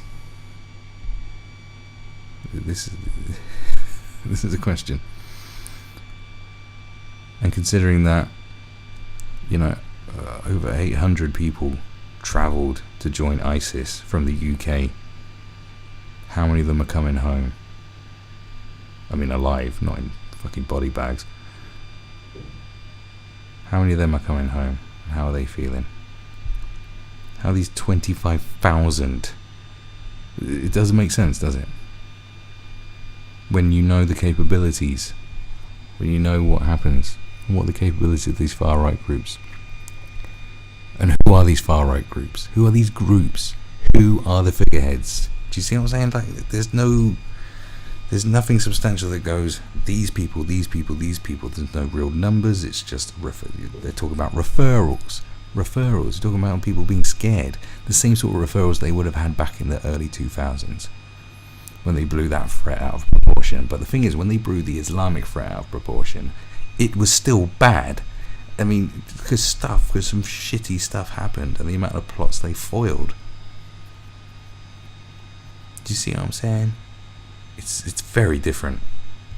So what, has everything got so super chilled because they finally got a handle on this Islamic threat that has happened since the rise of ISIS, that they just decided going, that's dropping down, might as well forget about it?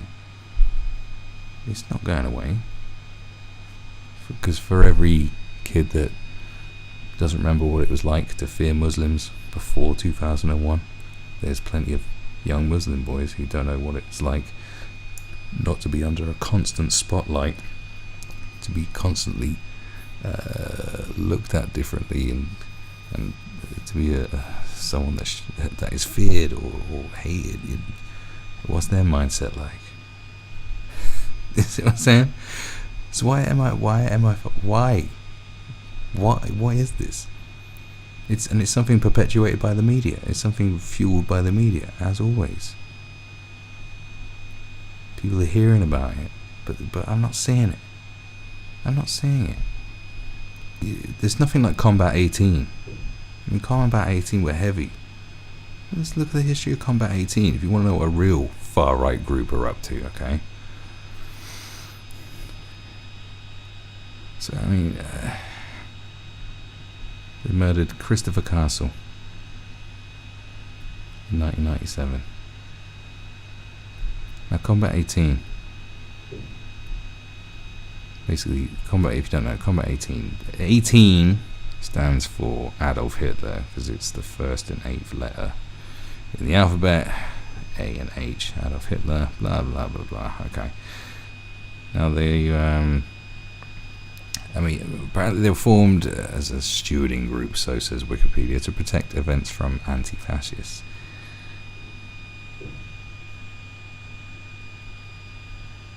They committed violence against immigrants, members of ethnic minorities, and leftists.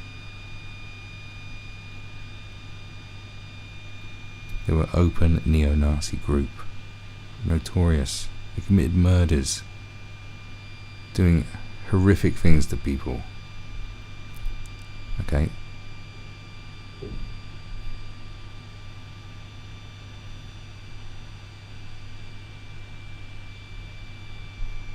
Compare that to National Action, which is the only group they seem to be able to talk about.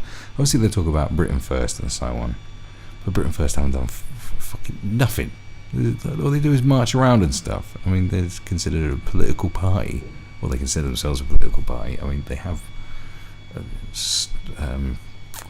registered as a political party. It doesn't mean like going to take them seriously as one. Do you know what I mean? But they're not on that level. So if you talk about extremists, like nutty shit, the only name that keeps coming up is National Action. And the way they talk about National Action is that we should be terrified of these people. Now let's look into National Action. Okay, full disclaimer, I'm recording this a bit later on than the rest of it I recorded. That's why you can't hear the computer screaming like it's about to take off into outer space. Just want you to know. But here's National Action.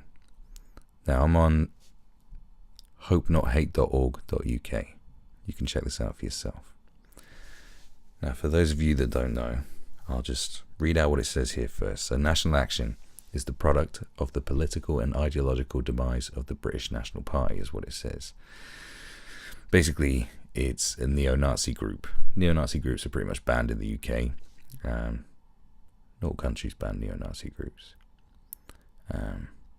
Membership under 100,000. No, I'm joking with you. It's just 100. Under 100. Their leadership is Ben Raymond, Alex Davies, Wayne Bell, Ashley Bell, Mark James, Kevin Lazell. Online presence, website, Twitter, Facebook, VK, Iron March. I don't know what Iron March is, but yeah. Areas of activity. This is where under 100 people are based in the UK. London, Bath, Berwick, Birmingham, Cardiff, Dundee, Dover, Bolton, Castleford, Leeds, Liverpool, Glasgow, Cambridge, Newcastle, Manchester, Swansea, Swindon, Wakefield, Widnes, York. Widnes. I love the fact there's a place called Widnes. Widnes the Fidnes. Alright, yeah. So here's the key players in this terrifying movement. Alex Davies, recently removed from Warwick University, Davies has become a public figure for the group mainly as a result of a sting operation carried out against him by the Daily Mirror. Ashley Bell, more commonly known as Tommy Johnson, appears... Why? I don't know. Sorry. Why did you change the name from Ashley Bell to Tommy Johnson? It's not exactly more exciting, is it? Appears to have made his way into the far right via the straight edge movement. What? Now, if you don't know what straight edge, well, they explain it here, which refuses to take drugs, tobacco, or alcohol whilst listening to punk music. Man, I knew some straight edge people at music college. Like, I would not think straight edge movement is a gateway to neo-Nazi beliefs. That's fascinating. That guy has a fascinating story. Around the same time, he is rumoured to have tried his hand as a hunt saboteur in Yorkshire. And a hunt saboteur, I thought they were usually really far. These are like two really far left movements as far as I can see, right? Based in Leeds, in the last few years he has fallen in with both the British movement and the National Front, though he is currently persona non grata with the National Front after accusations were made against him of theft from the movement. He's been referred to as the leader of National Action and is thought to be one of those behind its founding document. So I assume they have their own, manifesto. Benjamin Raymond, aka Benjamin Noyles, is one of the main activists in National Action. He previous far right. Oh, come on. Who's reading this copy? It says his previous far right activity was the Integralist Party, which also called itself the Green Shirts. He has also spent time in the comical New British Union. Now, I don't think Hope Not Hate should have that kind of wording in something this serious, to be honest with you. Returned to the UK in January of this year after living in the United States. This is really... I've got to say that I'm reading this as it's written, and this is really badly written. This is not very good the way it's written. Like, Hope Not Hate. Well, the hope doesn't look too hopeful with this kind of fucking writing. It's atrocious. This is terrible. If any of you have anything to do with this, sort it out. It's disgusting. Honestly, what is wrong with you? Right, okay. So a huge fan of the American Renaissance Party of North America. Raymond, aka Noyles, is the moderator of some of the more obscure Nazi internet forums too. Obscure Nazi internet forums. So the summary of 2016. So this hasn't been updated since 2016. Prospects. I mean, they haven't updated this since 2016. Okay. This is done in 2016. And at the end of it, it has prospects for 2017. Right? Okay. Just bear that in mind. So in 2016, National Action was the most notorious Nazi group operating in the UK during 2016, but by the end of the year, found itself banned by the government as a terrorist group. It was the first time since World War II that a British far-right group had been outlawed. National Action was regularly in the headlines because of its provocative demonstrations, regular stickering, and its slick and confrontational videos and social media posts. 2016 was also a year of setbacks for the group. In January 2016, Hope, not Hate, broke the story of how one National Action member was a predatory child abuser. Imagine being a neo-Nazi and a kiddie fiddler. Man. Not many prospects for you. While National Action leader Ben Raymond quickly tried to spin it as proof of the group's supposed revolutionary potential. Did he? I'd like to read that, but that's not much to do with what we're doing now. The case became a useful excuse for the rest of the far right to distance itself. Even the National Front, itself hardly a paragon of Nazi virtue and already burdened with troublesome tie-in with the diminishing drug gang, the Northwest Infidels. What the fuck? Half this stuff sounds made up. Tried desperately to untangle itself from National Action after lurid stories of paedophilia within the group began to surface. During 2016, National Action was physically humiliated, most notably in Liverpool in February, where, for the second time, its louts, look at that language, stood petrified under the glare of militant opposition. Okay, I'm looking through this, right? I can't see anything threatening yet. It may, I mean, do you know what I'm saying? As in, you got to put it in perspective why MI5 would be involved in this kind of shit. And this is the figurehead group. This is the number one. If you look at anything about the far right, this is who they always talk about. You know, I mean, they'll talk about Tommy Robinson, they'll talk about Britain First sometimes, but this is the terror. These are terrorists. These are listed as terrorists. It's the only far right group listed as terrorists in the UK, as far as I am aware. Right? Right. Right. So 5 of the group were arrested after a 20-strong flash mob descended on York to make Nazi salutes.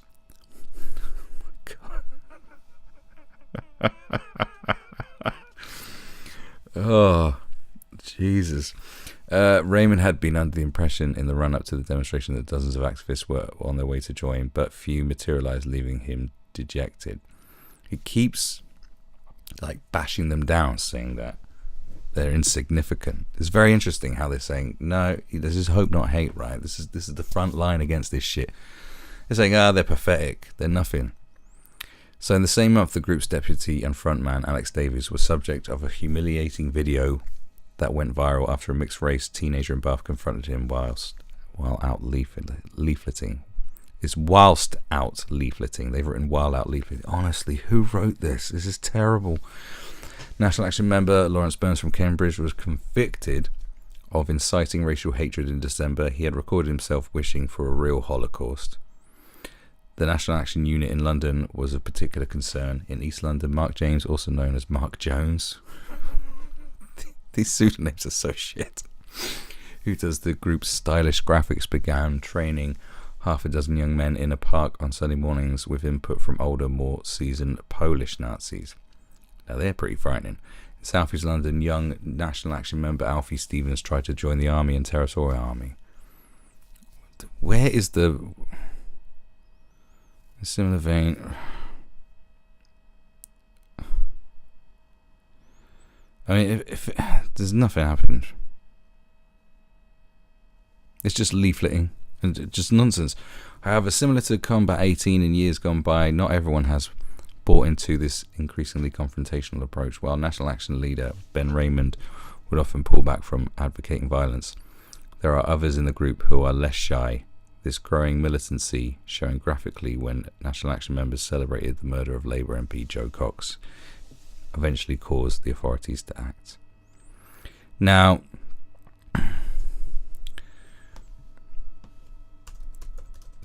if you're looking at the crimes committed by National Action, what they've actually done, what members have done, I mean, so the most recent thing was in November. So there's so 3 people were convicted of belonging to National Action in November. Adam Thomas and his partner Claudia Patatas, that's her name, Patatas, and Daniel Bogonovich. Why were they arrested? Well, I mean, they were arrested for being members, and there's photographs of them, posing in KKK outfits and with swastikas and all the usual kind of shit.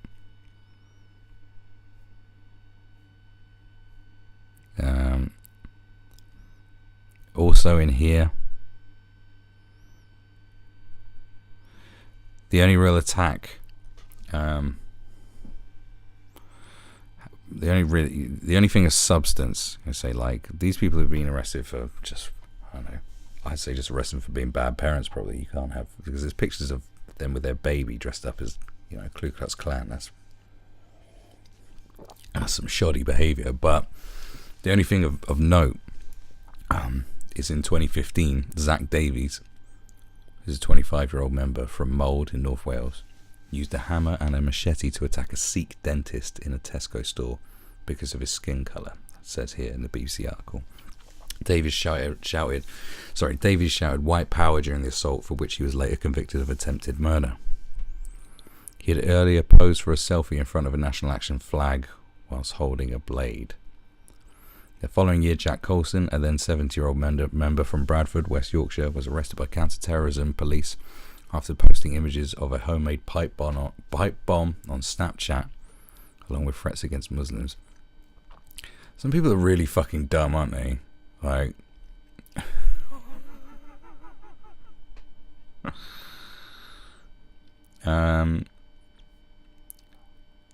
what else is? That's it. That is it. That's all they've done. It doesn't really verify if they're actual, I don't know how you become a member of National Action. I'm not going to try and join to tell you how to do it. Let's give the ins and outs. I don't know what the full doctrine is. I don't know. Full doctrine, is that the right word? I don't know. Come on, man. This has been a long podcast. I don't know how much you have to go through to, like, join up, or do you just, was it one of those stupid things like ISIS?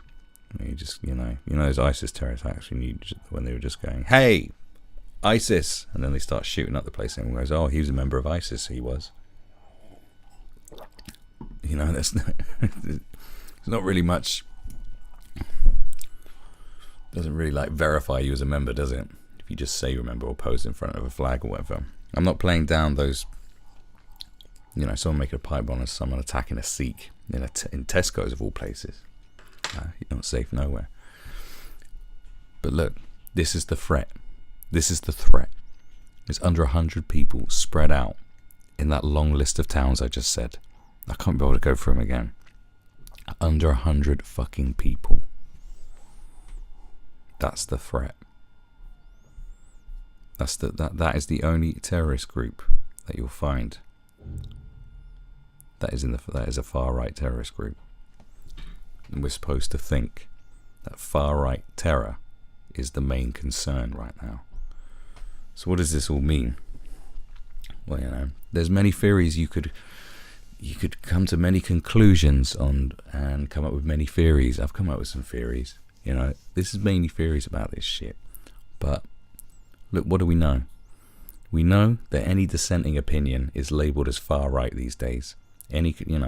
All kinds of people are labelled far right for all sorts of ridiculous reasons. We know that there is a very vocal, loony, far left minority who are just on a rampage. I don't know how else to describe it. They're on a moral virtue rampage of nonsense. Anyone that disagrees with them or anyone tries to question them, they're getting labelled far right. And it gets to a stage where so many people get labelled far right. You have these far left organizations online that get cited by things like Wikipedia, and they use the terminology they use to smear people as a legitimate way of describing someone. So you can look up anyone on Wikipedia and some people be labelled far right or alt-right or whatever it is, who simply aren't, because it's just gone loony. And this shit's been going on for quite a while now, and it's just getting worse and worse. So much so, not only has this rhetoric infected culture, where you can't go to the fucking cinema without them pummeling bullshit at you, going like with just politicizing every bullshit movie made, like Sandy the Magic Clown meets the Snowman is apparently a representation of of the Jim Crow laws or something shit like that.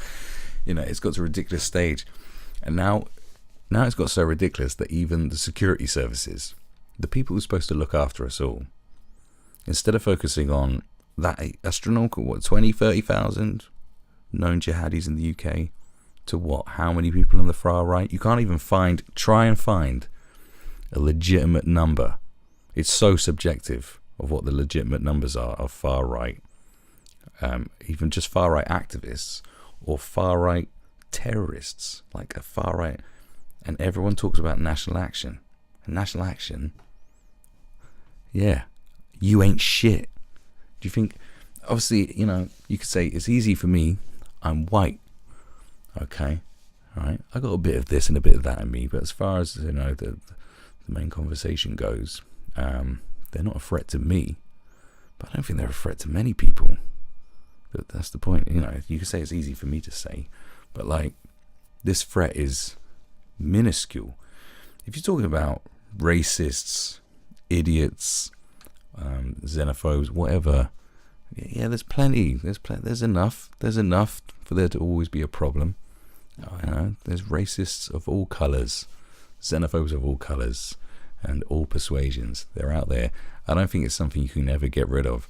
This is why it always blows my mind when they're like, oh, we need to kick racism out of football. It's like, what? But then you just need to have robots watching football. It's like, it's such a silly thing to do. It's a silly thing to say. Like, we can only improve on relations, but to actually get rid of our divisions, to get rid of people thinking they're superior, like narcissism and fear of others and all these factors that fuel prejudice and racism. Like, come on, man. Get fucking real. Stop being silly. But the real threats, when you're talking about people who, as I said, how many plots have been foiled? You have the security services working overtime for a long time now. And a few years ago, when the last big spout of attacks happened, in those mental years, as we've discovered, all they kept saying is police were saying it, security services were saying it, we're understaffed, we haven't got enough resources to tackle it.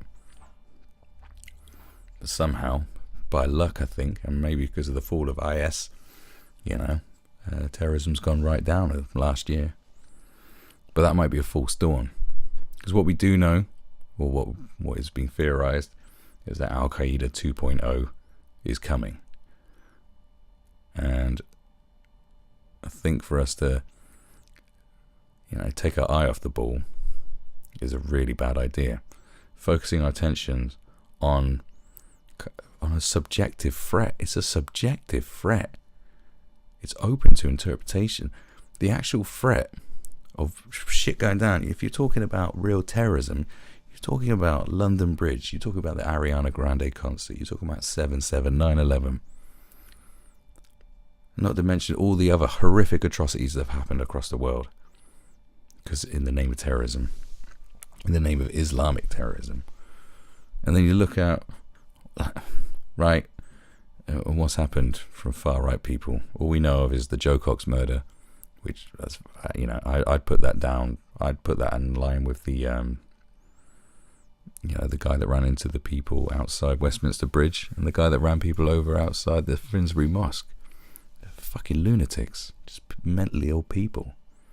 So take that out of the equation, what you got? You got another lunatic attacking a Sikh in Tesco's. Now I'm sure there's been, there's always other kinds of attacks, but we're talking about organised, strategic, deep-rooted, proper organised terrorism. There's nothing from the far right. It's a fucking myth. Why are they doing this? I don't know. Maybe it is because they've been infected because of the cultural divisions and this sweeping wave of nonsense Marxism that's apparently coming. There's more of a threat from the far left than there is the far right, because terrorism is to fill you with fear, is to enslave you with fear, is to paralyze you with fear, and the far left are way more effective at doing that than the far right are right now. Just look at what they do. Look at how they go after people. And look, they've even created an imaginary monster. The Islamic bogeyman was blown out of proportion. But fuck me. Just look at the evidence of... you're talking about blown out of proportion, but hell, there was a lot of proportions there to warrant legitimate concerns. This is blown out of fucking proportion. The far right is a myth. It is a myth, as big a myth as it can get. That I'm laying it down. I've looked into it. I've been sucked in by this, and other people have been sucked in by this, and I'm not fucking having it.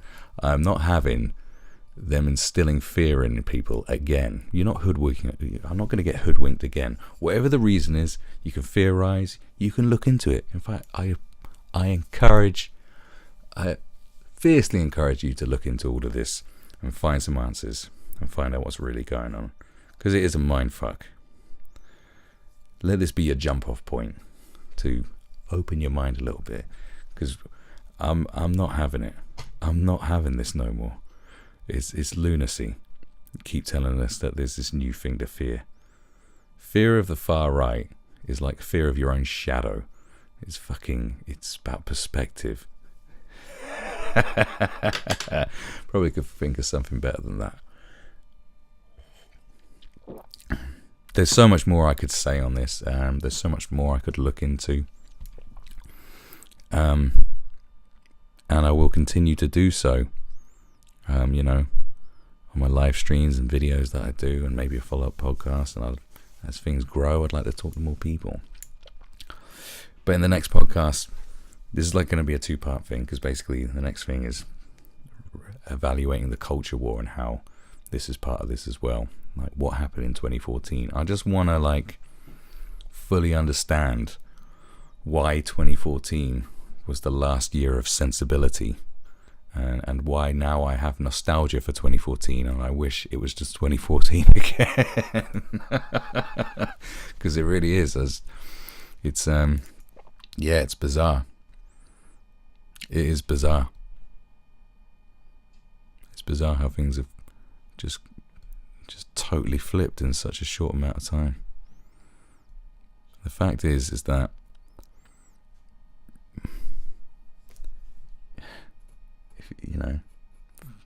all the fear, we need to stop living in this age of fear. Has got to stop. It really has to stop. We need to do something about this age of fear, because now we're doing stuff from fear from far left, far right, religious fanatics, stupid governments. Fucking hell. And people are getting labelled far right. It's just a way to to have a go at people that voted for Brexit, like even Brexit, fucking Brexit, bullshit. They're using Brexit as a way to label people. If you voted Brexit, you're probably part of the far right. It's retarded. It is retarded. Stop being retarded. Don't retard yourself. Don't go full retard. Now, if you want to follow anything that I do, if you enjoyed this, please let me know. Whichever medium you found it on. Everything you need to know will be in the description box down below. And that's me signing out. I've talked enough. I've used up enough of your time. It's been wonderful spending. It's been wonderful spending. It's been wonderful spending time with you like this and letting you listen to my sultry, sexy voice for a few hours. So, stay woke. See you next time.